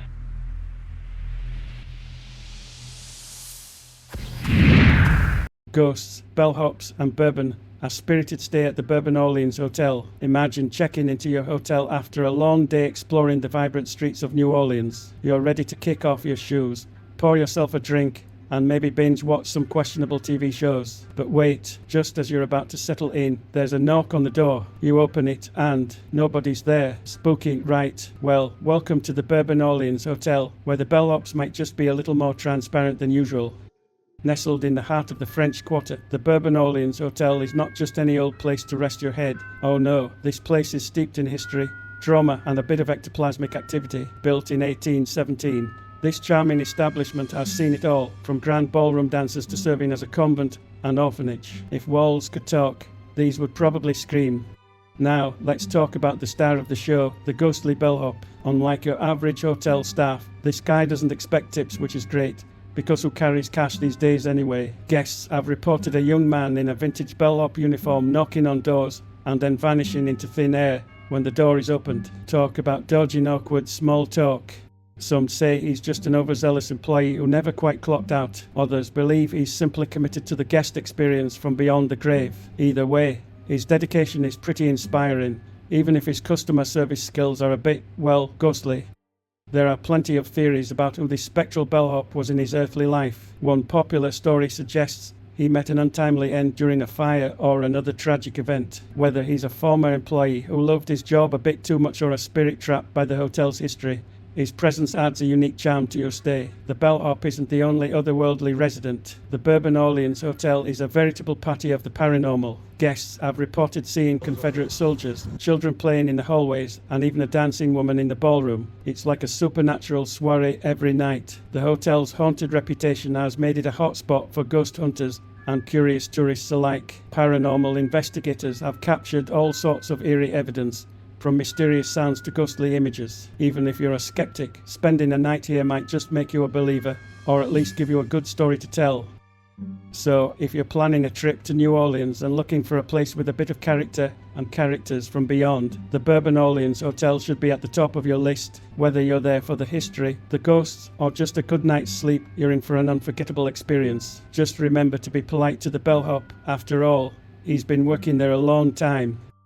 Next time you hear a knock at your door, don't be too quick to answer. Or do. Who knows? Maybe you'll finally get to meet the most dedicated bellhop in New Orleans. Cheers to a stay that's out of this world.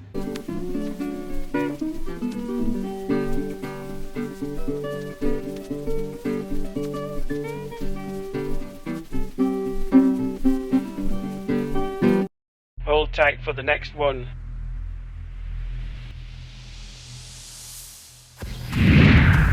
Hey, have you heard about the Enfield Poltergeist? It's this wild story from England back in the late 70s. Imagine this. A quiet, regular family, the Hodgsons, living in this unassuming house in Enfield, London. There's Peggy, the single mom, and her 4 kids, Margaret, Janet, Johnny, and Billy. So one night, out of nowhere, their furniture starts moving on its own. Yeah, seriously, like chairs sliding across the room and nobody's touching them. The family is just sitting there, dumbfounded. Then they start hearing these loud knocking sounds. Bang, bang, bang. It's like someone's inside the walls, but there's no one there. She calls the police. The cops show up, and even they see a chair move by itself. Can you believe that? The police are like, "We can't help you with ghosts." Enter Maurice Grosse and Guy Lyon Playfair. These two are like the Sherlock Holmes and Watson of ghost hunting. They start staying at the house and witness all sorts of crazy stuff. But get this. 11-year-old Janet starts speaking in this creepy, deep voice, like an old man. She'd be sitting there, and suddenly, this voice comes out of her, saying the weirdest, creepiest things. It was like something straight out of a horror movie. People were divided. Some were like, yep, definitely a poltergeist. Others thought the kids were pulling an elaborate prank. They did catch Janet trying to bend spoons and stuff a couple of times, but even then, not everything could be explained away. Eventually, all the weirdness just stopped, just like that.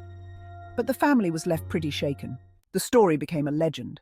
It's been featured in documentaries, books, and even inspired movies like The Conjuring 2. So what do you think? Real poltergeist or just a bunch of kids looking for attention? Either way, it's a story that makes you wonder about the supernatural, doesn't it?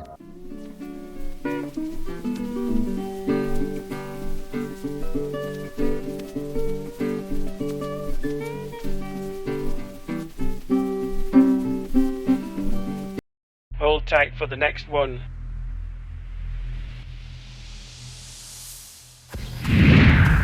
Dude, you won't believe the crazy stuff I just read about this town in Ohio.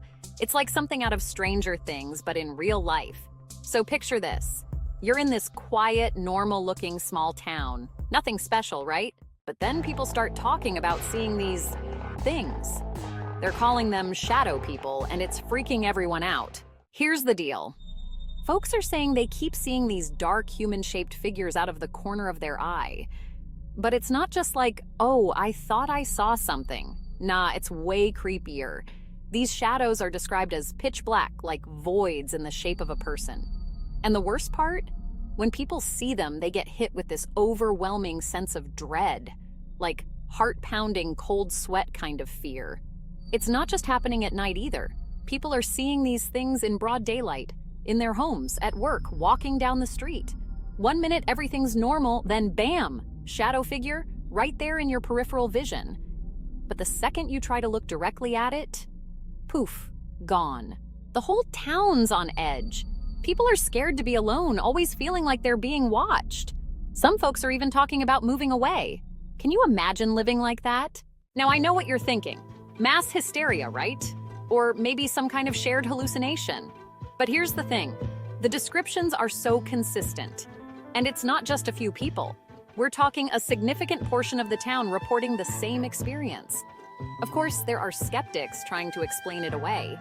Some are blaming it on stress, lack of sleep, or even some kind of environmental factor. But none of that really explains why it's happening to so many people all at once. What do you think? Is this some next-level paranormal activity, or is there a logical explanation we're missing? Either way, I bet that town isn't getting many tourists these days.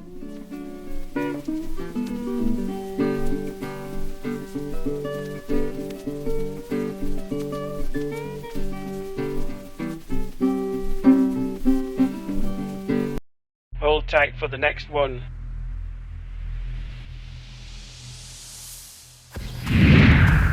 Hey there! You know how I love a good ghost story, right? Well, let me tell you about one of the creepiest yet oddly fascinating tales I've come across. It's about the ghostly nurse haunting an old hospital in Los Angeles. This one's so chilling and weirdly fun that it's practically begging to be shared. So, picture this. You're in this really old hospital in LA, the kind that's been around since the early 1900s. It's the middle of the night, and everything's quiet. The hallways are dimly lit, with flickering lights adding to the spooky atmosphere. Patients and staff alike have reported seeing this nurse who just doesn't fit in with the rest. This nurse isn't your typical modern medical professional. No, she's dressed in an old-fashioned uniform, a white dress, apron, and one of those neat little caps they used to wear back in the day. People who have seen her say she looks like she stepped straight out of a history book. Here's the kicker. She's a ghost. Yep, you heard me right. This nurse, who seems so dedicated to her duties, is actually an apparition. Witnesses often spot her performing typical nursing tasks, like checking on patients or walking down the hallways. But when someone tries to approach her or get a closer look, she disappears around corners or vanishes into thin air. Talk about a disappearing act. The story goes that this ghostly nurse might be the spirit of a nurse who worked at the hospital in the early 20th century. There are plenty of theories about why she's still around. Some say she died tragically, perhaps during an epidemic or an accident, and now she's stuck in the afterlife, still caring for the sick and injured. The hospital staff have even given her a name, Nurse Betty. She's become a bit of a legend among the night shift. Some people find her presence comforting, believing she's there to watch over the patients. There was this one time a patient woke up in the early hours, thirsty and unable to find the call button. They decided to walk to the nurse's station and, you guessed it, ran into Nurse Betty. They called out for help, but she just turned and walked away, disappearing around a corner. The patient, confused and a bit annoyed, tried to follow her but found nothing. Then, out of nowhere, there she was again, silently walking down another hallway before fading away like a mist. The next morning, the patient told one of the day nurses about the encounter. The nurse just nodded knowingly and said, "Oh, you met our ghostly nurse. She's been here forever." Apparently, seeing Nurse Betty is almost a rite of passage for anyone spending a night in that hospital.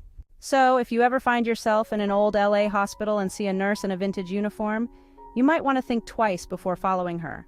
Whether you believe in ghosts or not, the story of the ghostly nurse is one of those spine-tingling tales that you just can't shake off. It's a perfect mix of scary and strangely heartwarming, a nurse so dedicated to her patients that not even death could stop her. Next time you're in a hospital late at night, keep an eye out for Nurse Betty. And if you see her, well, just remember, some legends are true and some ghosts never leave their post.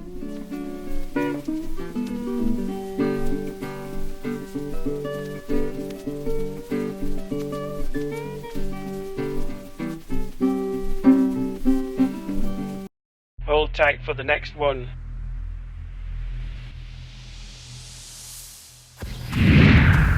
Okay, so get this. You know that old Toys R Us in Sunnyvale? The one that closed down a few years back? Well, apparently it was haunted as hell. And I'm not talking about by the ghosts of overpriced action figures. So picture this. It's the 1970s, right? Disco's all the rage, bell-bottoms everywhere, and this Toys R Us opens up on what used to be some old farm. Everything's going great, kids are getting their Barbies and Hot Wheels, life is good. But then, weird stuff starts happening. Employees are like, "Dude, why is it suddenly freezing over by the Lego aisle?" And then someone's in the bathroom, doing their business, when suddenly, bam, the paper towels start unrolling by themselves. I mean, talk about a crappy situation, right? This ghost, right? He's not some creepy child spirit or anything. Nope, he's this lovesick Swedish dude named Johnny Johnson. Apparently, back in the 1880s, he was working on the farm that used to be there, and he fell hard for the farmer's daughter, Elizabeth. Classic forbidden love story. So what happens? Johnny gets himself killed in some freak accident. Some say he was chopping wood and went all Edward Scissorhands on himself. Others say a horse got him. Either way, not a great day for old Johnny. Fast forward to the 70s, and Johnny's ghost is just chilling in this Toys R Us, probably wondering why the hell there's a giant giraffe mascot everywhere. He's moving stuff around, making it cold, and occasionally people swear they can smell roses. I guess even in the afterlife, Johnny's trying to romance Elizabeth. The best part? In 1978, they brought in this psychic named Sylvia Brown to do a seance. Can you imagine? There's Jeffrey the giraffe in one corner, and in the other, there's a bunch of people trying to contact the spirit world next to the Barbie Dreamhouse display. During this seance, some photographers' film came out blank, except for one shot that showed this faint outline of a figure. The whole thing blew up when it was on that show, That's Incredible, in 1980. Suddenly, everyone and their mom wanted to go ghost hunting in the Nerf gun aisle. But here's the kicker. There's no actual proof that Johnny Johnson ever existed. No records, Nada. So either this ghost is the world's greatest prankster, or someone at Toys R Us had a really wild imagination and a talent for viral marketing before viral marketing was even a thing. Sadly, the store's closed now. Toys R Us went belly up in 2018. I like to think Johnny's ghost is still there, though, wandering the empty aisles, wondering where all the toys went. Maybe he's even built himself a nice little ghost apartment out of leftover Lego bricks. So next time you're in Sunnyvale, pour one out for Johnny. Or better yet, leave a rose. Just don't be surprised if you suddenly smell flowers or feel a chill. It's probably just Johnny, still trying to find his way to the great big toy store in the sky.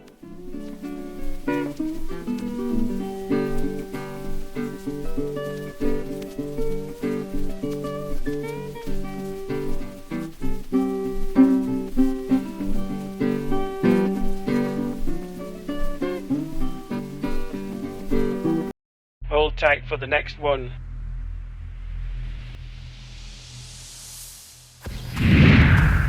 Hey, so you know I just got back from Niagara Falls, right? Well, let me tell you about this crazy place I stumbled across called the Screaming Tunnel. It's this old railway tunnel just off the parkway, and man, the stories about it are wild. So picture this. It's this small, creepy limestone tunnel about 125 feet long. It's been around since the early 1900s, back when it was part of some old railway line. Okay, so apparently this tunnel is supposed to be haunted by the spirit of a young girl, the story goes, and I swear this is what the locals told me, that this poor kid was either running from a fire or, get this, her own dad set her on fire. Can you believe that? Anyway, she supposedly ran into the tunnel screaming her head off while she was burning and died right there. Pretty messed up, right? People say if you go into the tunnel at midnight and light a wooden match, you can hear the girl screaming, and the match will just go out. Spooky, huh? Of course, I didn't try it myself. I mean, come on, hanging out in a dark tunnel at midnight? No thanks. But apparently it's become this whole thing. Ghost hunters love it, tourists check it out, and it's even in books about haunted places in Canada. Oh, and get this, it was even in a movie. Remember that Stephen King book, The Dead Zone? Well, in the movie version, they filmed some scenes right in this tunnel. How cool is that? These days you can just walk right through it. It's not used for trains anymore, obviously, but I gotta say, even in broad daylight, it's got this eerie vibe. Maybe it's just knowing the story, or maybe it's the way sound echoes in there, but it definitely gave me the creeps. Now, I'm not saying I believe in ghosts or anything, but standing there, looking down this dark old tunnel, I don't know, man. It's easy to see why people get spooked. Anyway, if you're ever up that way, you should totally check it out. Just, maybe not at midnight. And definitely don't go alone. Safety first and all that. But seriously, it's pretty wild to think about all the history and stories wrapped up in this one little tunnel. Makes you wonder what other crazy stuff is out there that we don't even know about, right?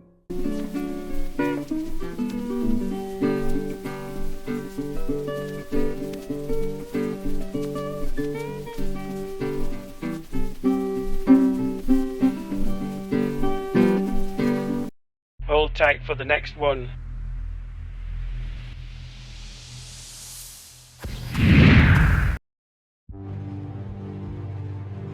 Hey there.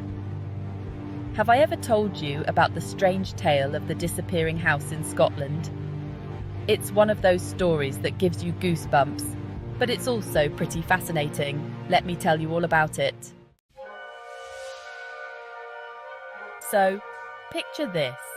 A remote, windswept moor in Scotland, miles away from civilization. Imagine stumbling upon an old, abandoned house out there, the kind that looks like it's straight out of a Gothic novel. But here's the kicker. As you get closer to this eerie house, it vanishes into thin air. Sounds like something out of a ghost story, right? Over the years, several people have reported seeing this mysterious house. These aren't just spooky campfire tales. Locals and visitors alike have shared their experiences. They describe the house as being old and run down, like it's been abandoned for decades. But every time someone tries to get a closer look, poof, it's gone, as if it was never there to begin with. Now, there are a bunch of theories about what's going on. Some folks think it's a ghost house, maybe tied to some tragic event in the past. Others suggest it's a time slip, like for a brief moment, people are seeing into another time period. Can you imagine that? A glimpse into the past, right there on the moor. On the flip side, there are more rational explanations too. Some say it could be an optical illusion. The moor's unique atmospheric conditions might be playing tricks on our eyes. Have you ever seen a mirage on a hot day? It could be something like that. Or it might be a case of mass hysteria, where people's minds play tricks on them because they've heard the stories and expect to see something. This whole disappearing house thing fits right into the rich tapestry of Scottish folklore. Scotland is famous for its ghost stories, tales of fairies, and other supernatural occurrences. It's part of what makes the culture so intriguing. These stories often serve as a way to explain the unexplainable, or to pass down warnings and wisdom through generations. There have been some attempts to investigate this phenomenon. Paranormal enthusiasts have tried to track down the house, but no one has come back with concrete evidence. It's like chasing a shadow. Scientific studies, specifically on this disappearing house, haven't really been done, which just adds to the mystery. Whether the disappearing house is real or just a figment of the collective imagination, it's a story that continues to captivate people. It's one of those things that makes you wonder about the world we live in and all the unexplained phenomena out there. Plus, it's a great tale to share over a cup of tea or a pint. Just the right mix of spooky and intriguing.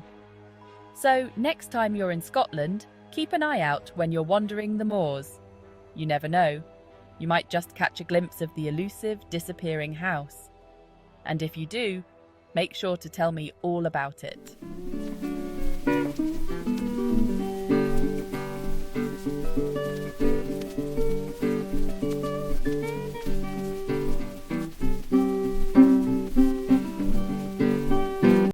Hold tight for the next one.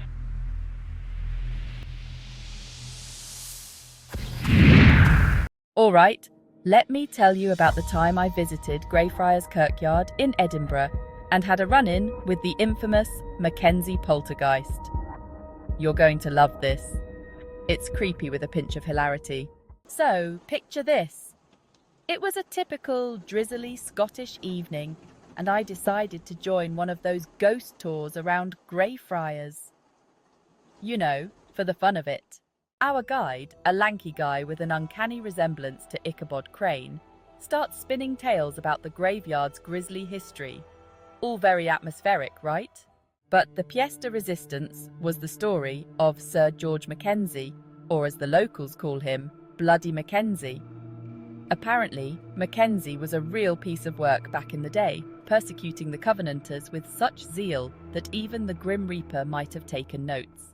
His final resting place is the Black Mausoleum, a creepy, imposing structure that just screams haunted. Now, this is where it gets good. The guide leads us to the mausoleum and starts talking about the poltergeist activity. People getting scratched, fainting, the whole shebang. I'm standing there, trying to look brave, when suddenly, I feel this icy breeze brush past my neck. I kid you not, it felt like someone had just opened a fridge door behind me. I turned around, fully expecting to see a prankster, but there was no one. Nada. Just a bunch of equally spooked tourists. And then, this guy next to me, let's call him Bob, lets out a yelp and jumps like he's been goosed. He insists something grabbed his leg. The guide, cool as a cucumber, says, Mackenzie must be in a mood tonight. Of course, everyone laughs nervously, but I swear Bob was not joking. He showed me later there was a red mark on his calf. After that, the guide wraps up the tour and we head to a nearby pub to calm our nerves. Over a pint, Bob and I exchange stories. Turns out, he was a total skeptic before tonight. Now, he's convinced that Bloody Mackenzie gave him a personal welcome to Edinburgh. We had a good laugh about it, especially when Bob joked that Mackenzie probably just didn't like his socks. But let me tell you, as much as we joked, neither of us could shake the feeling that something very strange was lurking in that graveyard. Next time you're in Edinburgh, you should check it out. Just make sure to wear nice socks.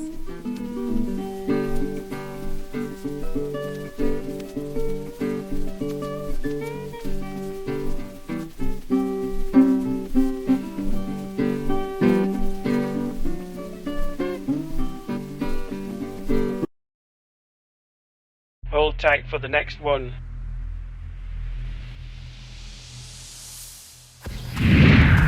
In the crisp autumn of 2005, nestled above an Esso gas station in the quaint town of Bostrack, Norway, a 15-year-old's world was about to be turned upside down by a dream that would make even the most hardened skeptic question reality. On the eve of Halloween, our protagonist found herself thrust into a vivid nightmare featuring a distraught blonde boy, no older than 9, sobbing in her family's living room. The child, adorned in a striped t-shirt emblazoned with a silver star, spoke in Swedish, a language close enough to Norwegian for our dreamer to comprehend. The words "bus accident" echoed ominously as the spectral boy gesticulated towards the Esso station below. Awakening with a start on October 31st, the teenager was gripped by an overwhelming sense of impending doom. Convinced that a bus was destined to crash into the very foundation of their home, she frantically relayed her nocturnal vision to her parents. Her father, ever the voice of reason, dismissed it as a mere nightmare. Little did he know that sometimes the stuff of nightmares bleeds into reality. Throughout the day, our young seer watched each approaching bus with the intensity of a cat eyeing a particularly juicy mouse, certain that at any moment, metal would meet concrete in a catastrophic ballet. But as the hours ticked by, the dreaded crash failed to materialize. Just when it seemed that the day would pass without incident, fate decided to throw a curveball. That evening, as our protagonist and her siblings ventured to the Esso station for snacks to fuel their horror movie marathon, because clearly she hadn't had enough terror for one day, a newspaper headline caught her eye. Bus accident in Tenerife. The article detailed a Swedish tourist bus that had careened off the road near Tenerife's airport, claiming the life of a Norwegian tour guide and leaving 27 others shaken. But it was the accompanying photograph that sent chills down her spine. There, amidst the chaos, stood two blonde boys. One, aged 8 or 9, wore a striped t-shirt with a star print, mirroring the child from her dream with eerie precision. Now, our narrator isn't one for crystal balls or tarot cards. She's more likely to believe in the tooth fairy than in psychic phenomena. Yet, this inexplicable experience left her questioning everything she thought she knew about the nature of reality. How could a dream so vividly portray a tragedy unfolding thousands of miles away? Was it a cosmic coincidence, a glitch in the matrix, or perhaps a sign that the universe has a twisted sense of humor? While this remains the only instance of precognition in our protagonist's life, much to the disappointment of lottery enthusiasts everywhere, it serves as a chilling reminder that sometimes, just sometimes, truth is stranger than fiction. And perhaps, in the grand scheme of things, we really don't know shit. So the next time you have a particularly vivid dream, maybe don't brush it off so quickly. After all, you never know when you might be unknowingly tuning into the cosmic party line. Just remember to keep that newspaper clipping, for posterity, and to prove you're not completely bonkers when retelling this tale at parties.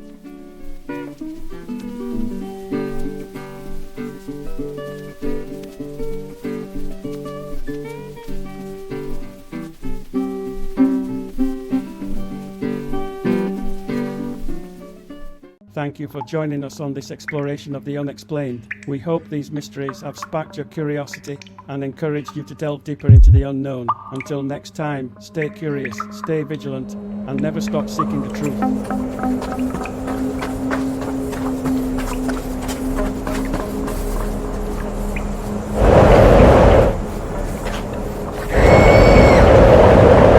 Thanks for joining us on this eerie adventure. If you enjoyed the chills, don't forget to subscribe. More mysteries await. Until next time, thanks for watching and stay curious.